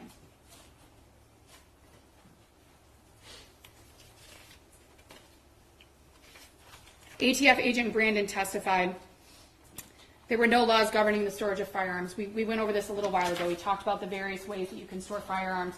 I outlined a few of them. He testified that people store firearms unloaded and unlocked, which in and of itself is not irresponsible or dangerous in 2021. Not putting a gun in a safe or using a trigger lock alone does not mean that that person is irresponsible. Now, ATF agent Brandon gave you his opinion about what he saw on that math homework. That opinion was given within the last couple of days. And with all due respect to Agent Brandon, his opinion on what he saw is irrelevant. It doesn't matter in this case. What matters in this case is what people thought that math homework showed on November 30th of 2021. And those people weren't concerned. They didn't see what Agent Brandon saw. They saw images that weren't concerning, that are common, that other kids write and draw about. The concern was that he was sad and needed to talk to someone. On November 26th of 2021, we saw evidence and heard testimony that James Crumbley went and bought the Sig Sauer at the gun store. James had been to that gun store on multiple occasions. We heard that testimony from Miss Back, who told you that she recognized him because he'd been there before. There were at least 2 other handgun purchases from that store, which we heard about, the .22 Derringer and the .22 Caltech. James indicated, per Miss Back, that he'd been looking at the Sig Sauer for a few days, or a while. She couldn't really remember which one it was. She testified to both. That he knew that that was the one he wanted to purchase. So he did. You also heard Agent Brandon testify about the cable lock that was found in that Sig Sauer gun case. That the sleeve that the cable lock came in was essentially in pristine condition, that the keys were still inside the lock. Now, if you recall, that 6 hour was used. James bought that used. That sleeve being in pristine condition means that the person before him didn't use it either.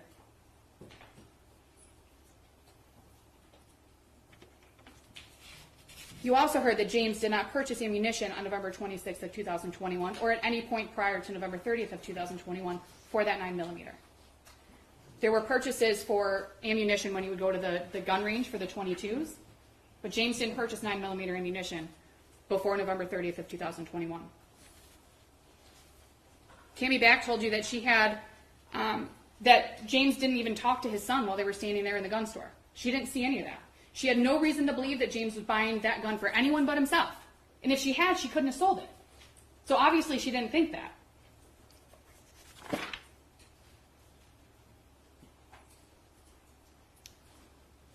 On November 3rd of 2021, James Crumbley and his wife left a hotel that they had been staying in. Well, they had stayed in a couple different hotels, but they left a hotel that they had stayed in after the shooting on November 30th.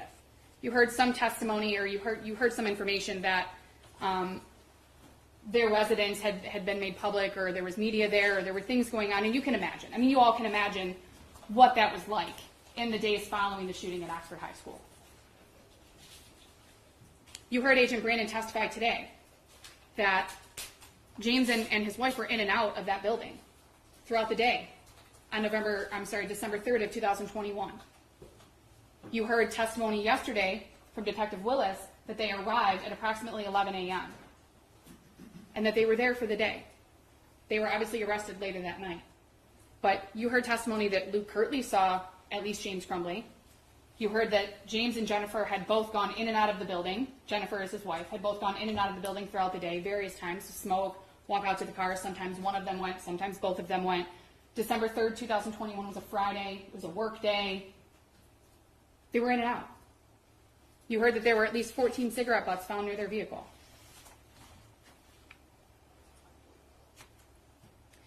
You saw over 300 exhibits during this trial. You heard testimony from over a dozen witnesses. None of them told you that James knew what his son was planning. None of them told you that James knew that his son was a danger to anyone. None of them told you that James knew that his son knew where those firearms were hidden. None of them told you that James knew that his son had somehow obtained access to the firearms that he had been hiding. None of them told you that. Because on November 30th of 2021, James Crumbley had no knowledge about any of that. He had no knowledge, and he had no reason to suspect what his son was planning to do later that morning on November 30th of 2021.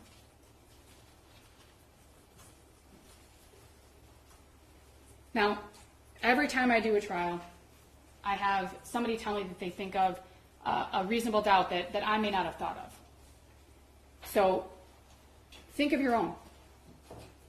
You don't have to agree with all of mine. You don't have to agree with any of mine. You can come up with your own reasonable doubt. Based on the evidence that you've seen, the testimony that you've heard, your collective memories, you can come up with your own. You're not limited to what I've come up with, and you can certainly reach your own reasonable doubt conclusions on your own. And as you deliberate, think about the things you did not hear during this trial. Think about the things that you were told you would hear during the opening statements, that you would hear how the shooter gained access to that gun. You didn't hear that. That you will hear from school officials regarding their concerns about the math worksheet. You heard that they were concerned about sadness, not about danger to others. That you will hear that the need for immediate parental intervention was necessary. You didn't hear that. In fact, you heard the opposite. You heard that Sean Hopkins said that James and his wife, that they wanted James and his wife to have their son talk to someone or to at least make arrangements within 48 hours. No one testified that immediate parental intervention was necessary on November 30th of 2021 during the meeting with Sean Hopkins and Nick Ejak. No one testified that there was a need for immediate intervention of any kind, discipline, mental health, or otherwise. You did not hear testimony detailing how the shooter obtained access to the 6 Sauer. You just saw in his journal that he said he had access, but you don't know how that happened.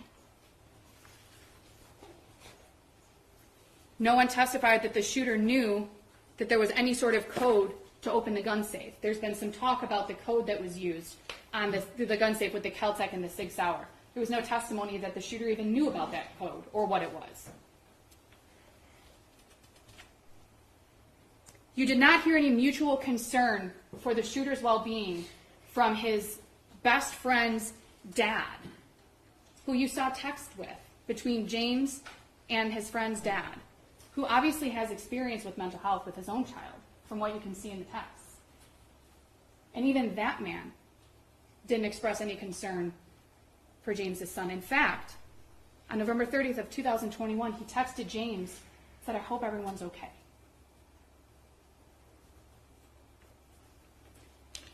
No one told you that James Crumbley was aware of the texts or videos that were sent to his son's friend. In fact, they all testified, all of the witnesses testified they couldn't tell you that. They couldn't tell you that he was aware. You don't know if the shooter ever actually did do what he told his friend he was going to do. He was going to tell his parents about this, that, and the other. You heard no evidence that he actually did. You heard no evidence that he actually told James any of that.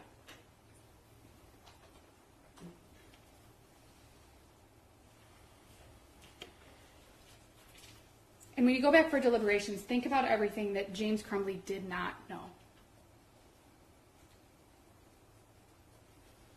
He did not know he had to protect others from his son. He did not know he wasn't exercising ordinary care in the way he was storing his firearm because he didn't know that his son was planning what he was planning. He did not know that it was reasonably foreseeable that his son would commit these offenses. He had taught his son firearm safety. He had taught his son to be familiar with those firearms because they were in the house. He had no idea what his son was planning to do. In fact, no one that interacted with James Crumbley's son on November 30th of 2021 knew what was going to happen a short time later. No one.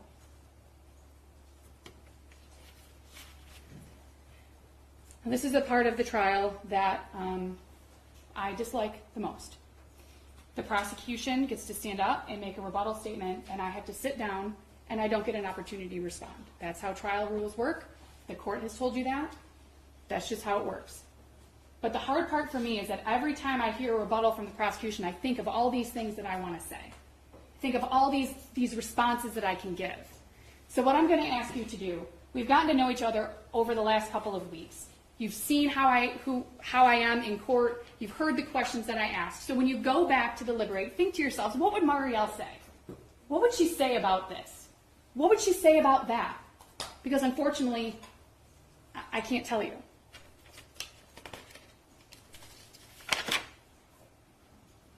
I join with the prosecution in thanking you all for the time and attention that you've paid to this case. You have heard some of the most emotional testimony and seen some of the most difficult things that I can imagine a juror could see.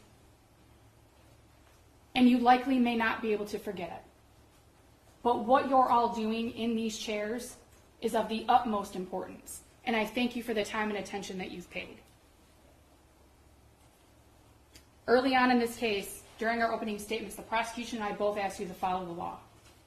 And I'm going to ask you again. Follow the law. The judge will instruct you on what the law is. She will give you very clear instructions. Please, follow the law. Review the evidence. Review the instructions. And follow the law. Because I'm confident that if you do that, each of you will have at least one reasonable doubt. And your vote will be not guilty. And your vote should be not guilty. Not just because you have reasonable doubts, but because James Crumbley is not guilty. Thank you. Thank you, Ms. Lehman. Rebuttal, prosecutor.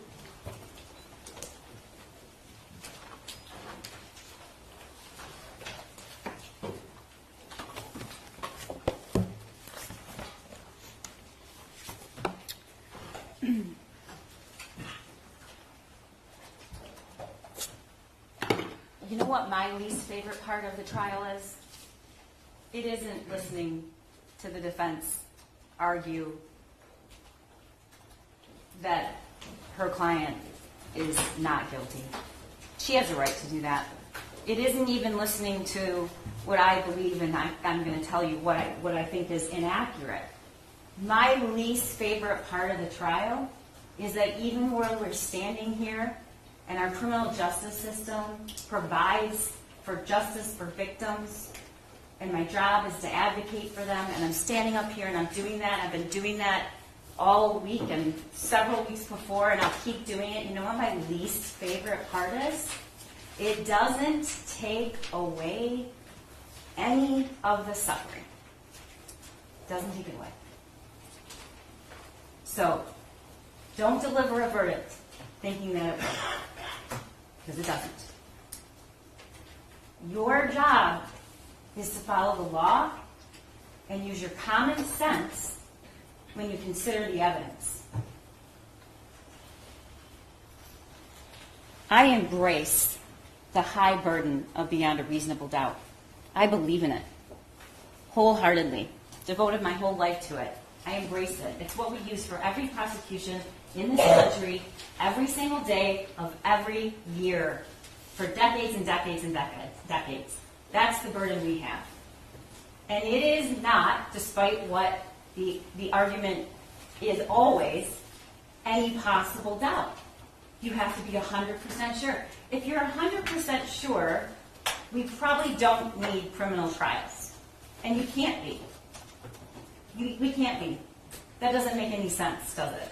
We can't get inside the head of people who commit violent crimes or any crime and decide what they knew and what they wanted and if they loved their kid. I hope he did. I hope he does, by the way. I assume he does. We all do. We all love our kids. That's not my job. It's not my burden. So I embrace my burden, but I'm not going to embrace something that's just not true. Because it is not true that I have to prove, and the people of the state of Michigan have to prove, what James Crumbley knew. It is not true that the people of the state of Michigan have to prove that he knew his son was going to kill somebody. We've talked about this before. If that were the case, he'd be charged with murder. That's not my burden. That is not what I have to prove.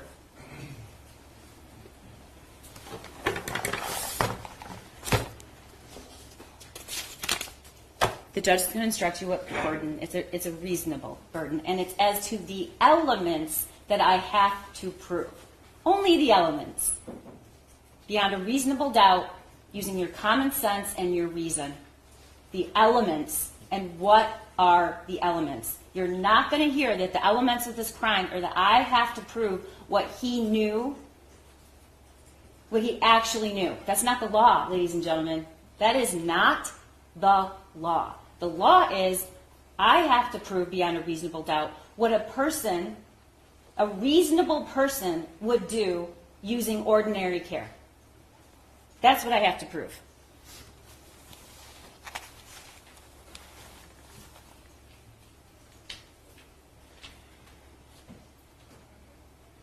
There's a couple things I have to correct. The questions defense counsel asks witnesses are not evidence. It's the answers that are evidence, and you have to decide whether that's credible. But Special Agent Brandon did not testify that it was safe. He would call that secure if an unloaded gun was stored separately. In fact, that's not what he testified. What he testified to was that it wasn't, storing the firearm or ammunition wouldn't make it secure if you had a 15-year-old who knew how to load and shoot that gun. That was his testimony. You did not hear from people at the school that they were not concerned. That was not the testimony. You did not hear that James Crumbley went home because he was trying to check on his son and he was worried. None of that happened. You heard the 911 call. You have to rely on what you heard, not the questions that were asked.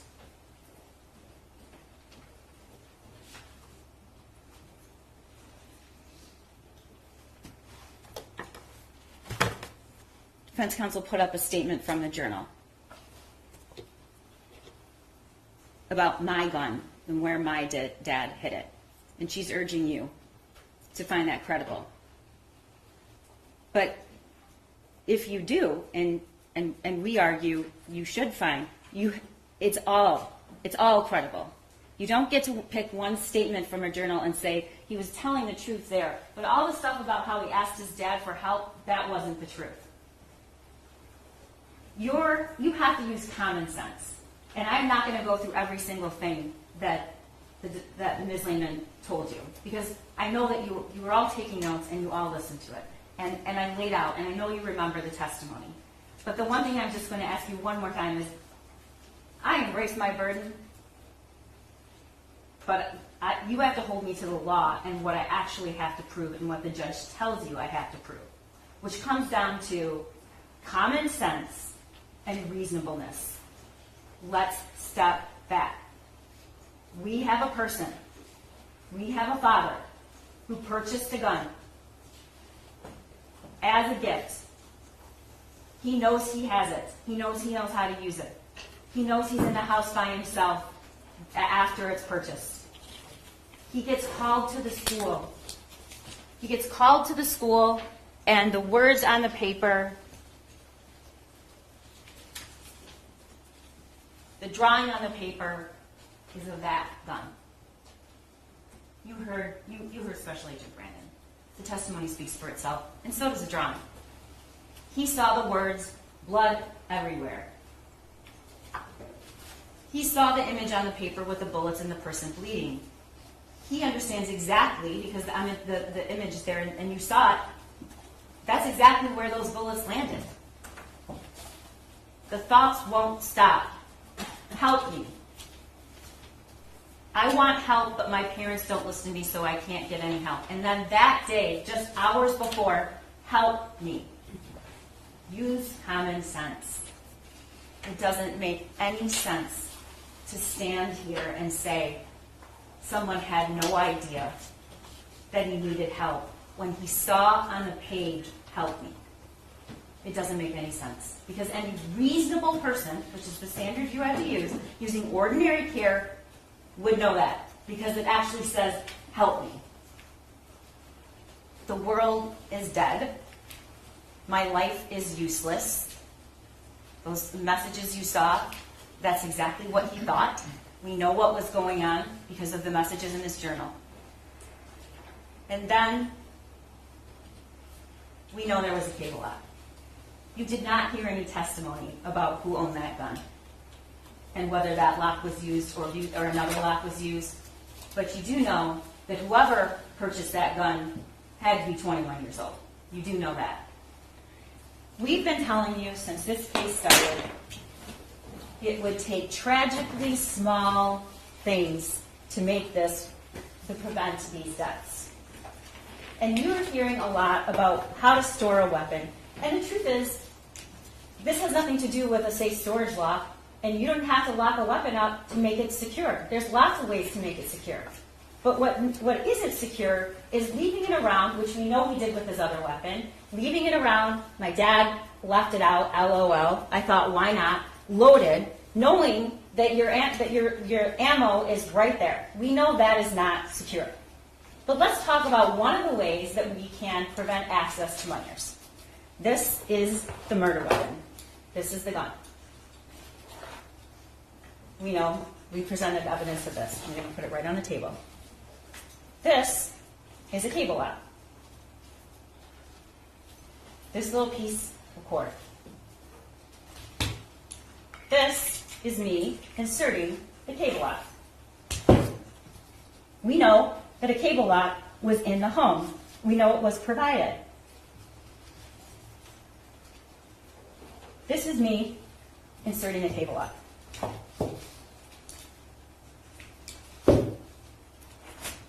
That takes less than 10 seconds.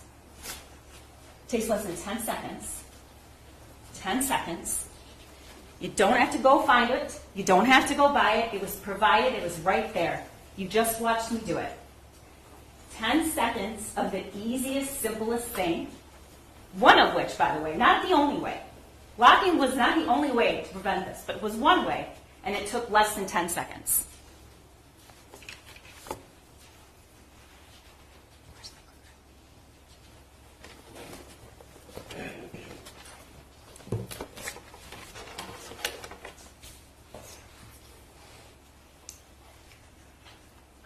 Let's talk about the gun being hidden. Let's talk about that. You heard the defendant's sister say, yeah, he went and got the gun from his bedroom. These are the other two guns. Ladies and gentlemen, the guns were kept in the bedroom. The family was there when she was told that, and everyone knew. The guns were kept in the bedroom.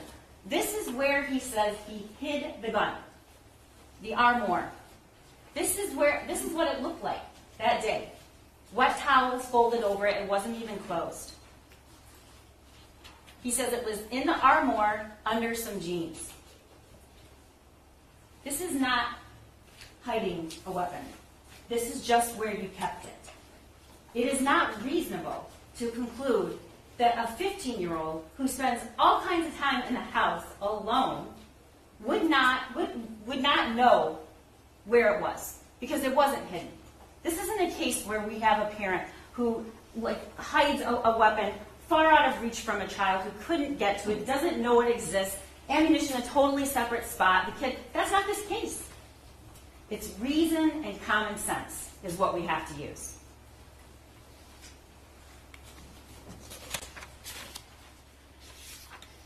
We know that James Crumbley went home and looked for a gun when he heard there was an active shooter.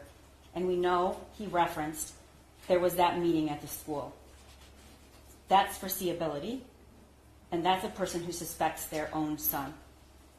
And that is what I have to prove. Foreseeability to an ordinary, a reasonable person using ordinary care. This case is not a statement about guns. It's not a statement about parental responsibility. It's not about kids doing kids things. The kids on November 30th in that building were doing kids things. Hannah, Madison, Tate, Justin, they were going to class. They were talking to their friends. They were dancing in the hallway. Those are kid things. Parenting is the hardest job that we'll ever do. The hardest job, and one of the most important ones, but it's exhilarating and joyful and the best experience of our lives. We look at our kids when they're born and we see hope. But they can break your heart. They're supposed to. They have to leave someday. They don't come with a set of instructions. I'm not here to tell you that this case is about somebody who didn't follow the instructions to be a perfect parent. But we do have a guide. We do have a basic standard for ordinary care. We all have doubts about our kids. We all worry every minute of every day that they're going to do something or something's going to happen to them, and then it might be because of something we did or we didn't do. We are not responsible for everything our kids do. This prosecution and this case is not inconsistent with that. It just isn't. This is a very egregious and rare set of facts. We do have a measuring stick, ladies and gentlemen, and it's the law. And it requires us to use ordinary care. And there is a consequence if we don't. In a very limited way that the law allows a parent to be charged.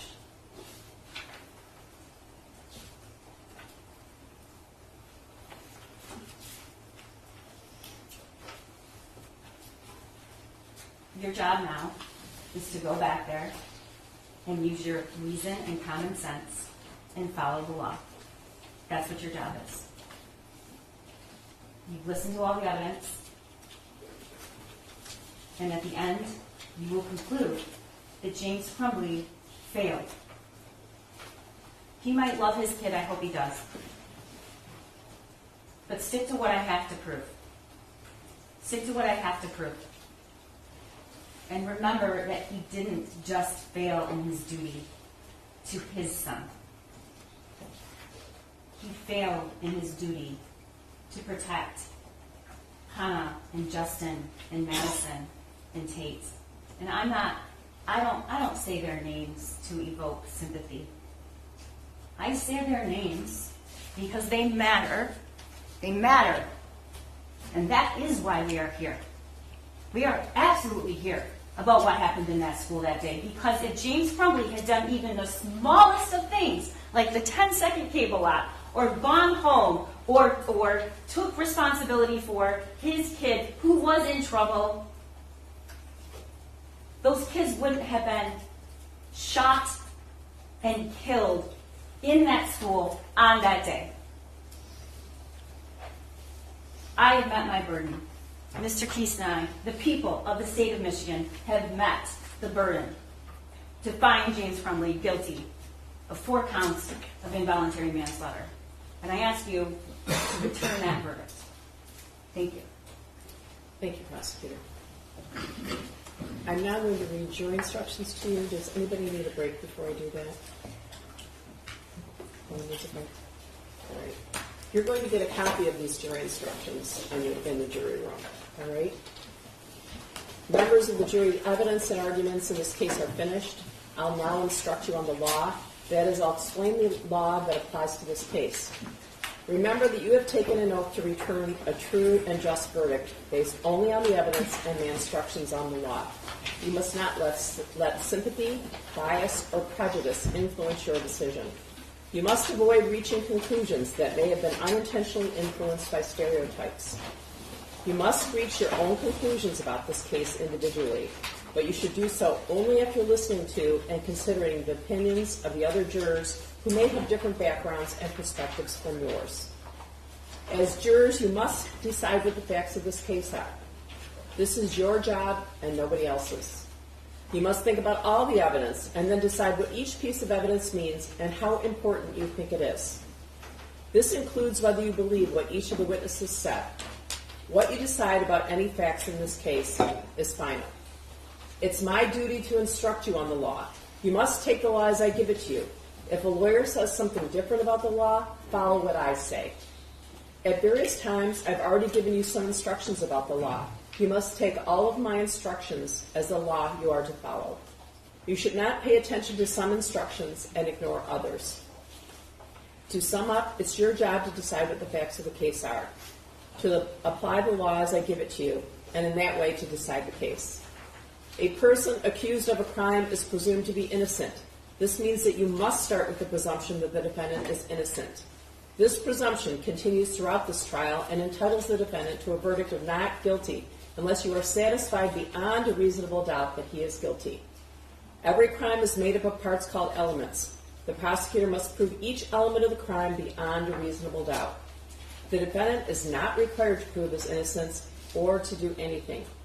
If you find that the prosecutor has not proven every element beyond a reasonable doubt, then you must find the defendant not guilty. A reasonable doubt is a fair, honest doubt growing out of the evidence or lack of evidence. It is not merely an imaginary or possible doubt, but a doubt that is based on reason and common sense. A reasonable doubt is just that, a doubt that is reasonable after a careful and considered examination of the facts and circumstances of the case. Every defendant has the absolute right not to testify. When you decide the case, you must not consider the fact that he did not testify. It must not affect your verdict in any way. When you discuss the case and decide on your verdict, you may only consider the evidence that has been properly admitted in this case. Therefore, it's important for you to understand what evidence is and what is not evidence. Evidence includes only the sworn testimony of witnesses, the exhibits admitted into evidence, and anything else I told you to consider as evidence. Many things are not evidence, and you must be careful not to consider them as such. I'll now describe some of the things that are not evidence. The fact that the defendant is charged with a crime and is on trial is not evidence.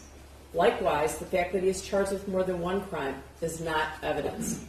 The lawyer's statements and arguments and commentary are not evidence. They are only meant to help you understand the evidence and each side's legal theories. You should only accept things the lawyers say that are supported by the evidence or by your own common sense and general knowledge. The lawyer's questions to the witnesses, my questions to the witnesses, are also not evidence. You should consider these questions only as they give meaning to the witnesses' answers. My comments, rulings, questions, and instructions are also not evidence. It's my duty to see that the trial is conducted according to the law, and to tell you the law that applies to this case. However, when I make a comment or give you an instruction, I am not trying to influence you or influence your vote or express a personal opinion about this case. If you believe that I have an opinion about how you should decide this case, you must pay no attention to that opinion. You are the only judges of the facts, and you should decide this case from the evidence. At times during the trial, I have excluded evidence that was offered or stricken testimony that was heard. Do not consider those things in deciding the case. Make your decision only on the evidence that I let in and nothing else. Your decision should be based on all the evidence, regardless of which party produced it. You should use your own common sense and general knowledge in weighing and judging the evidence, but you should not use any personal knowledge you may have about a place, person, or event. To repeat once more, you must decide this case based only on the evidence admitted during this trial. As I said before, it's your job to decide what the facts of the case are. You must decide which witnesses you believe and how important you think their testimony is. You do not have to accept or reject everything a witness said. You're free to believe all, none, or part of any person's testimony. In deciding which testimony you believe, you should rely on your own common sense and everyday experience. However, in deciding whether you believe a person's testimony, you must set aside any bias or prejudice you may have based on a witness's disability, race, national origin or ethnicity, gender, gender identity, or sexual orientation, or religion, age, or socioeconomic status. Again, take the time you need to test what might be automatic or instinctive judgments and to reflect carefully about the evidence. There's no fixed set of rules for judging whether you believe a witness, but it may help you to think about these questions. Was the witness able to see or hear clearly? How long was the witness watching or listening? Was anything else going on that might have distracted the witness? Did the witness seem to have a good memory? How did the witness look and act while testifying? Did the witness seem to be making an honest effort to tell the truth? Or did the witness seem to evade the questions or argue with the lawyers? Does the witness's age or maturity affect how you judge his or her testimony? Does the witness have any bias, prejudice, or personal interest in how this case is decided? Have there been any promises, threats, suggestions, or other influences that affect how the witness testified? In general, does the witness have any special reason to tell the truth or any special reason to lie? All in all, how reasonable does the witness's testimony seem when you think about all of the other evidence in this case? Sometimes the testimony of different witnesses will not agree, and you must decide which testimony you accept. You should think about whether the disagreement involves something important or not, and whether you think someone is lying or is simply mistaken. People see and hear things differently, and witnesses may testify honestly, but simply be wrong about what they saw, what they thought they saw, or remembered. It is also a good idea to think about which testimony agrees best with the other evidence in the case. However, you may conclude that a witness deliberately lied about something that's important to how you decide this case. If so, you may choose not to accept anything that witness said. On the other hand, if you think the witness lied about some things but told the truth about others, you may simply accept the part you think is true and ignore the rest. James Robert Crumbley and Jennifer Lynn Crumbley are both on trial in separate cases. The fact that they are both charged is not evidence that either one is guilty. You should only consider the evidence presented in this case. Each defendant is entitled to have his or her case decided on the evidence and the law that applies to him or her. The prosecutor needs to prove beyond a reasonable doubt that the crimes occurred on or about November 30th, 2021 within Oakland County. The prosecution has introduced evidence of a statement that it claims the defendant made. Before you may consider out-of-court statements against the defendant, you must first find that the defendant actually made the statement as given to you. If you find that the defendant did make the statement, you may give the statement whatever weight you think it deserves. In deciding this, you should think about how and when the statement was made and about all the other evidence in the case. You may consider the statement in deciding the facts of the case. Facts can be proved by direct evidence from a witness or an exhibit. Direct evidence is evidence about what we actually see or hear. For example, if you look outside and see rain falling, that's direct evidence that it's raining. Facts can also be proved by indirect or circumstantial evidence. Circumstantial evidence is evidence that normally or reasonably leads to other facts. So, for example, if you see a person come in from outside wearing a raincoat covered with small drops of water, that would be circumstantial evidence that it's raining. You may consider circumstantial evidence. Circumstantial evidence by itself, or a combination of circumstantial evidence and direct evidence, can be used to prove the elements of a crime. In other words, you should consider all the evidence that you believe.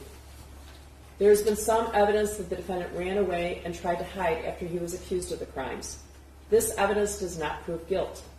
A person may run or hide for innocent reasons, such as panic, mistake, or fear. However, a person may also run or hide because of a consciousness of guilt. You must decide whether the evidence is true, and if true, whether it shows that the defendant had a guilty state of mind. When the lawyers agree on a statement of facts, these are called stipulated facts. You may regard such stipulated facts as true, but you're not required to do so. You should not decide this case based on which side presented more witnesses. Instead, you should think about each witness and each piece of evidence and whether you believe them. Then you must decide whether the testimony and evidence you believe proves beyond a reasonable doubt that the defendant is guilty. You've heard that a lawyer or lawyer's representative talked to one of the witnesses. There's nothing wrong with that. A lawyer or a lawyer's representative may talk to a witness to find out what the witness knows about the case and what the witness's testimony will be. You've heard testimony from witnesses Detective Edward Rogrowski, who has given you his opinion as an expert in the field of forensic cell phone analysis. Experts are allowed to give opinions in court about the matters they are experts on. However, you do not have to believe an expert's opinion. Instead, you should decide whether you believe it and how important you think it is. When you decide whether you believe an expert's opinion, think carefully about the reasons and facts they give for their opinion and whether these facts are true. You should also not think about the expert's qualifications and whether their opinion makes sense when you think about the other evidence in the case. You've heard testimony from witnesses who are police officers. That testimony is to be judged by the same standard you use to evaluate the testimony of any other witness.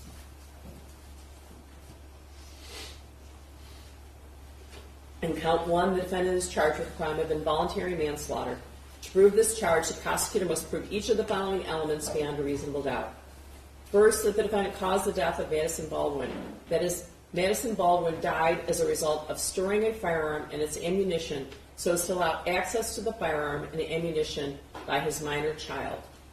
Second, in doing the act that caused Madison Baldwin's death, the defendant acted in a grossly negligent manner. In count two, the defendant is charged with the crime of involuntary manslaughter. To prove this charge, the prosecutor must prove each of the following elements beyond a reasonable doubt. First, that the defendant caused the death of Tate Meir.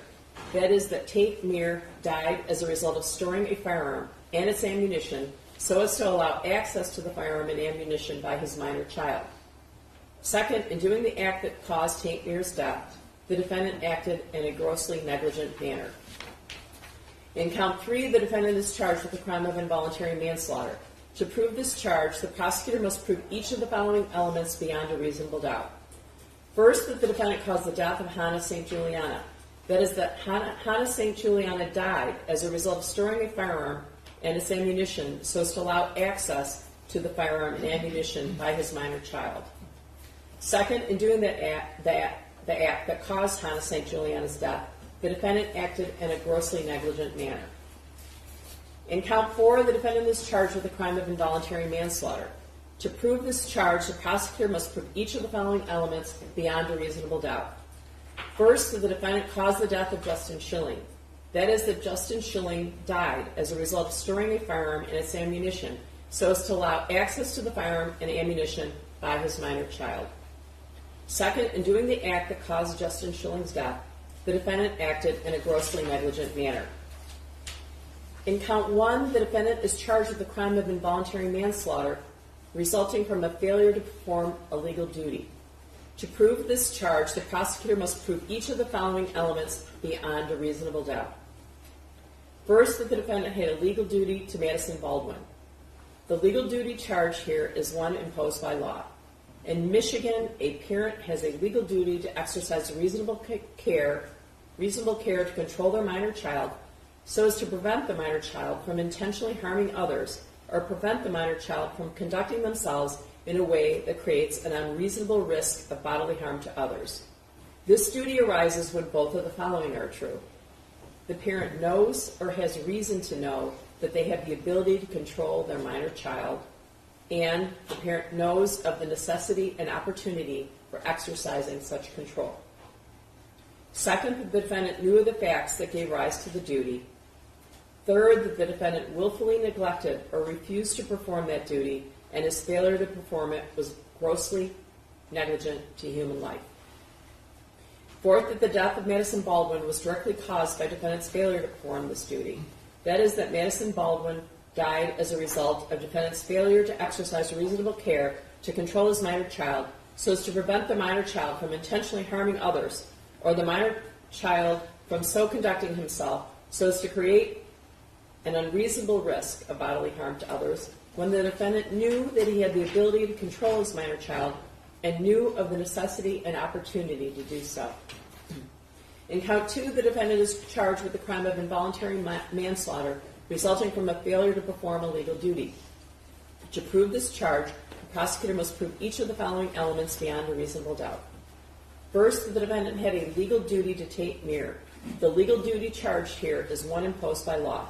In Michigan, a parent has a legal duty to exercise reasonable care to control their minor child so as to prevent the minor child from intentionally harming others or prevent the minor child from conducting themselves in a way that causes an unreasonable risk of bodily harm to others. This duty arises when both of the following are true. The parent knows or has reason to know that they have the ability to control their minor child, and the parent knows of the necessity and opportunity for exercising such control. Second, that the defendant knew of the facts that gave rise to the duty. Third, that the defendant willfully neglected or refused to perform that duty, and his failure to perform it was grossly negligent to human life. Fourth, that the death of Tate Muir was directly caused by defendant's failure to perform this duty.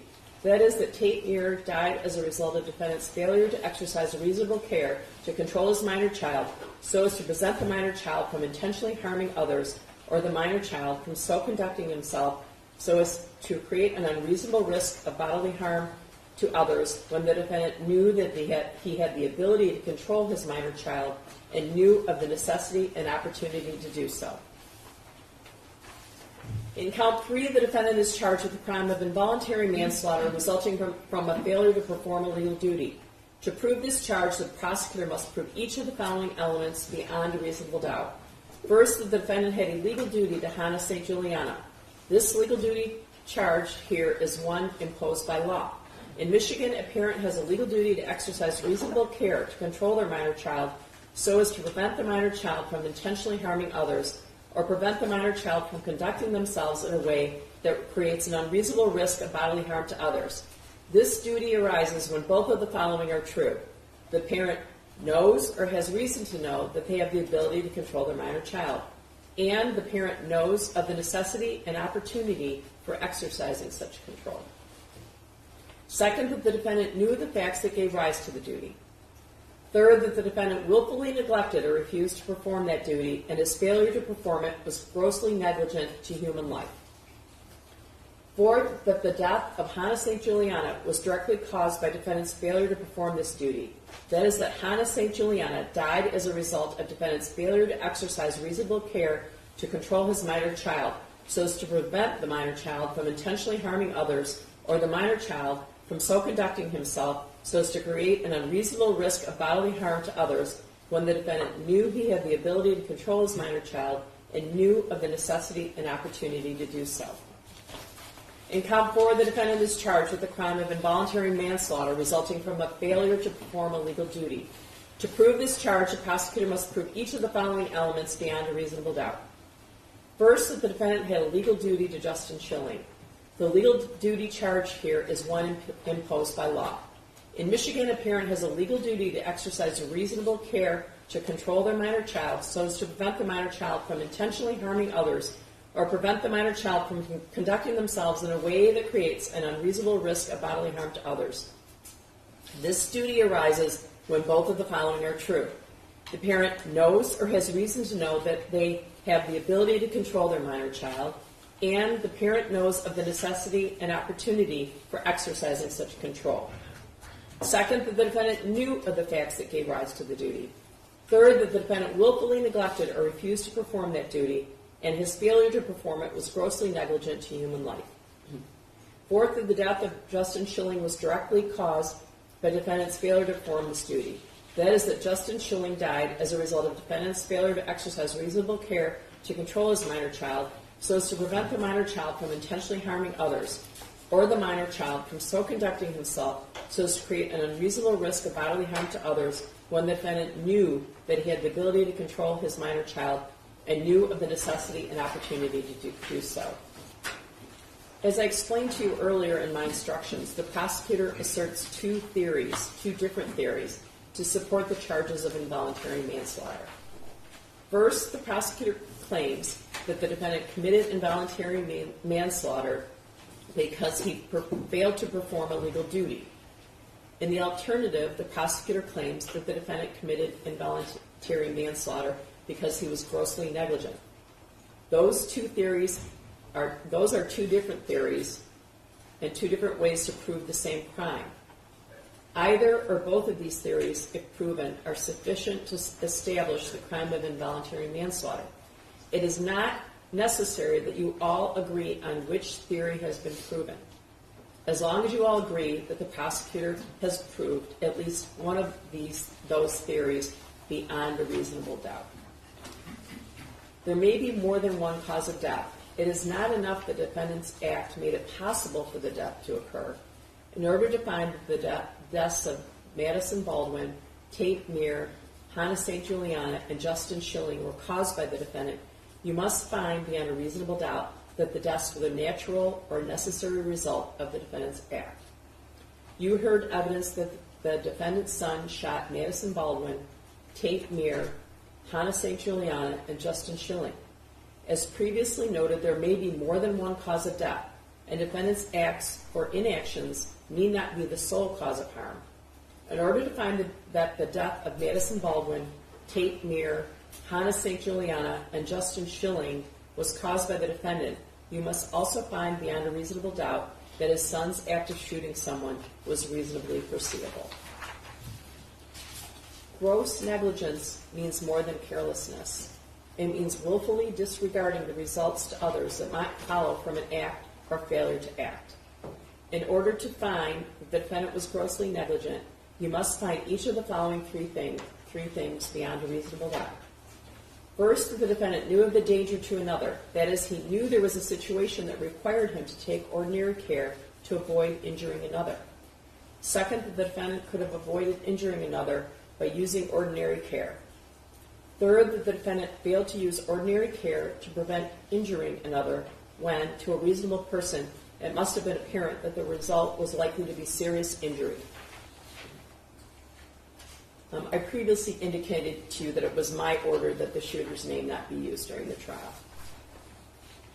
When you go to the jury room, you'll be provided with a written copy of my jury instructions. You should first choose a foreperson. The foreperson should see to it that your discussions are carried on in a businesslike way and that everyone has a fair chance to be heard. During your deliberations, please turn off your cell phones or other communication equipment until we recess. A verdict in a criminal case must be unanimous. In order to return a verdict, it's necessary that each of you agrees on that verdict. In the jury room, you'll discuss the case amongst yourselves. but ultimately, each of you will have to make up your own mind. Any verdict must represent the individual considered judgment of each juror. It's your duty as jurors to talk to each other and make every reasonable effort to reach agreement. Express your opinions and your reasons for them, but keep an open mind as you listen to your fellow jurors. Rethink your opinions and do not hesitate to change your mind if you decide that you were wrong. Try your best to work out your differences. However, although you should try to reach agreement, none of you should give up your honest opinion about the case just because other jurors disagree with you or just for the sake of reaching a verdict. In the end, your vote must be your own, and you must vote honestly and in good conscience. If you have any questions about the jury instructions before you begin deliberations, or questions about the instructions that arise during deliberations, you should write a note, and you can give that note to my clerk. Possible penalty should not influence your decision. If you find the defendant guilty, it is my duty to fix the penalty within the limits provided by law. If you want to communicate with me while you're in the jury room, please have your foreperson write a note and give it to my clerk. It's not proper for you to talk directly with me, the lawyers, court officers, or other people involved in the case. As you discuss the case, you must not let anyone, even me, know how your voting stands. Therefore, until you return with a unanimous verdict, do not reveal this to anyone outside the jury room. We're going to send, you can take your notes with you, and we're going to send the exhibits in with you. I think some of them might require a computer. We'll give you that as well. So we're going to send all the exhibits in. This is also one I like to tell you that you can rehear, we can replay testimony, but I think I told you this in the beginning of the trial. If you want to rehear someone's testimony, you have to rehear the entire testimony, all of the questions from both sides. That's the only way that it's fair, all right? But we can replay that in the jury room. As you discuss the case, you should think about all of my instructions together as the law you are to follow. The defendant is charged with 4 counts of involuntary manslaughter. These are separate counts, and the prosecutor is charging that the defendant committed all of them. You must consider each count separately in light of all the evidence in the case. You may find the defendant guilty of all or any one of these counts or not guilty. I've prepared a verdict form. It's pretty self-explanatory. It lists each of the counts, and this should be filled out by your foreperson. Count 1 is involuntary manslaughter as to Madison Baldwin. You can either check the box not guilty or guilty of involuntary manslaughter as to Madison Baldwin. As to count 2, involuntary manslaughter as to Tate Meir, not guilty, or guilty of involuntary manslaughter as to Tate Meir. Count 3, involuntary manslaughter as to Hannah St. Juliana. You can either check not guilty or guilty of involuntary manslaughter as to Hannah St. Juliana. Count 4, involuntary manslaughter as to Justin Schilling. You can either check not guilty or guilty of involuntary manslaughter as to Justin Schilling. Then your foreperson should sign that. All right? I know you've been in 2 different jury rooms, so probably some of you, the first 8 of you, don't know the others. This is going to be kind of like on the show Survivor when they have the merging of the tribes, right? So we're going to put you all in one jury room. We had you in separate jury rooms just because it's much more comfortable. All right? We appreciate that you were all here the entire time. Jurors have different feelings when they're excluded from deliberations. Some people are happy, some people are not happy. I can tell you a lot of stories about, life happens, so all of your service is important. This is obviously very important and very stressful to both sides, and we couldn't conduct this jury trial without you. So we are going to exclude 3 jurors by blind draw. Okay?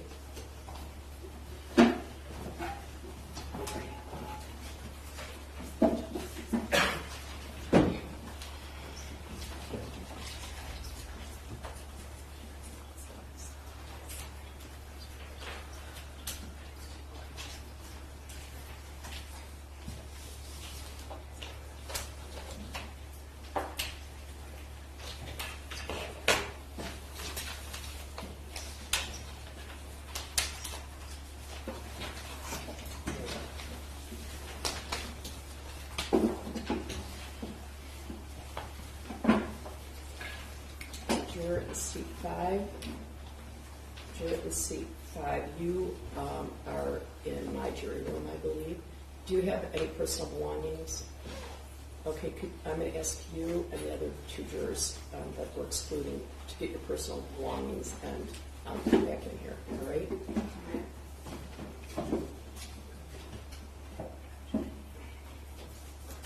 Juror in seat 10. You're juror in seat 10. You are in Judge Anderson's jury room, the second jury room. Do you have personal belongings in there? Okay. And juror in seat 15.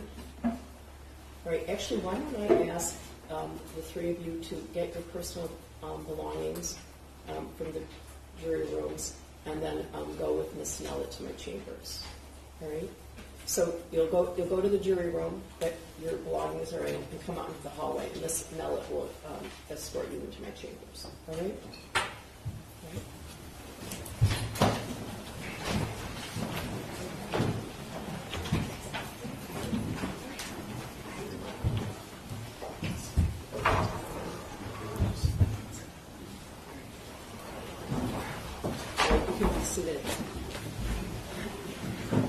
Okay, so do some of the jurors here, anyone 9 through 15, do you have anything in Judge Anderson's jury room? Okay, I'm gonna let these 3 jurors go into my chambers, and then anyone 9 through 15, if you have something in Judge Anderson's jury room, then you're going to go to my jury room. All right? Okay. So I'm going to give them a few minutes. Also, after you go back there, I'm going to ask you to wait a few minutes before you start deliberating. I want to consult with the lawyers to make sure the jury instructions are correct. Sometimes things are left out or there's mistakes, so I just want to make sure. I also want you to know that we're now on your schedule, so what you say goes. If you take a 5-minute break, an hour-long break, whatever you do, we will be waiting for you. There's potentially an opportunity to go later tonight if you want to do that. I want to encourage you to take your time. You can come back tomorrow, you can go later today, whatever you need to do. We want you to be careful, keep an open mind, and take your time. Right? So I'm going to wait and see if those 3 jurors are in my chambers.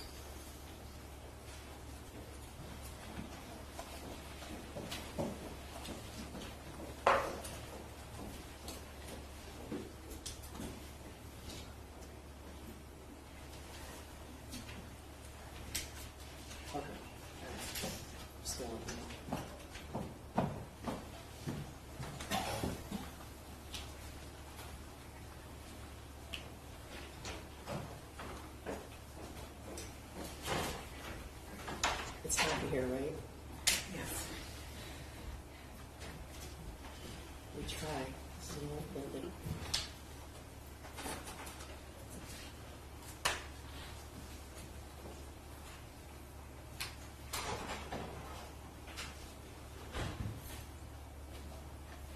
All set? All right, so if you can all get together in my jury room, I will send jury instructions in there shortly, and then you can start deliberating. You can't deliberate unless you're all there, so, all right? All right, for the jury.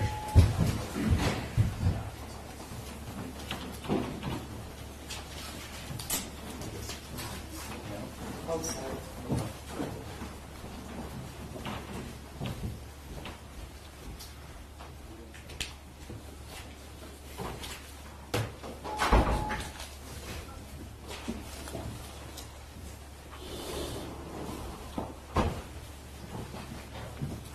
Seated. There is one error in the jury instruction on 4.1 at the end that talks about in deciding who to believe the defendant's testimony in court. So I'm just going to Yes, take Judge. it out. Thank you. All right. Anything else about the jury instruction? Nothing other than that, Judge. Nothing, right? All right.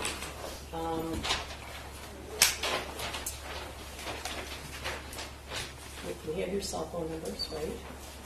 I'll be here now. Okay. We will be 5 minutes away, I promise. I think Rita is asking for a copy of the jury instructions, which I'll provide if you both agree. If you don't, I won't. I have no problem with that. No objection, Your Honor. All right. Anything else? Oh, you're going to give me all the exhibits. I have them here. Okay. We have the exhibit list with redacted portions for any exhibit that was not admitted. Okay. Any questions? Yeah.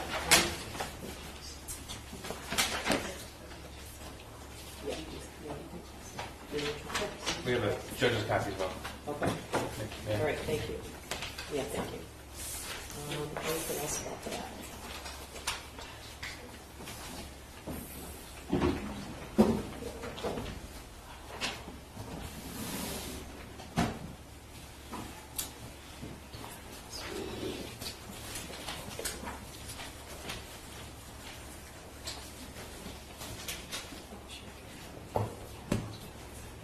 All right, so aside from that, correction 4.1, you agree with the jury instructions? People did, Judge. You're okay if I send the exhibits in and they are going to start deliberating? Yes, Your Honor. Thank you. Okay.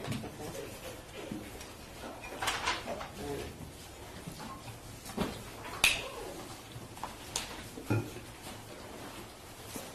Let me make sure that those are.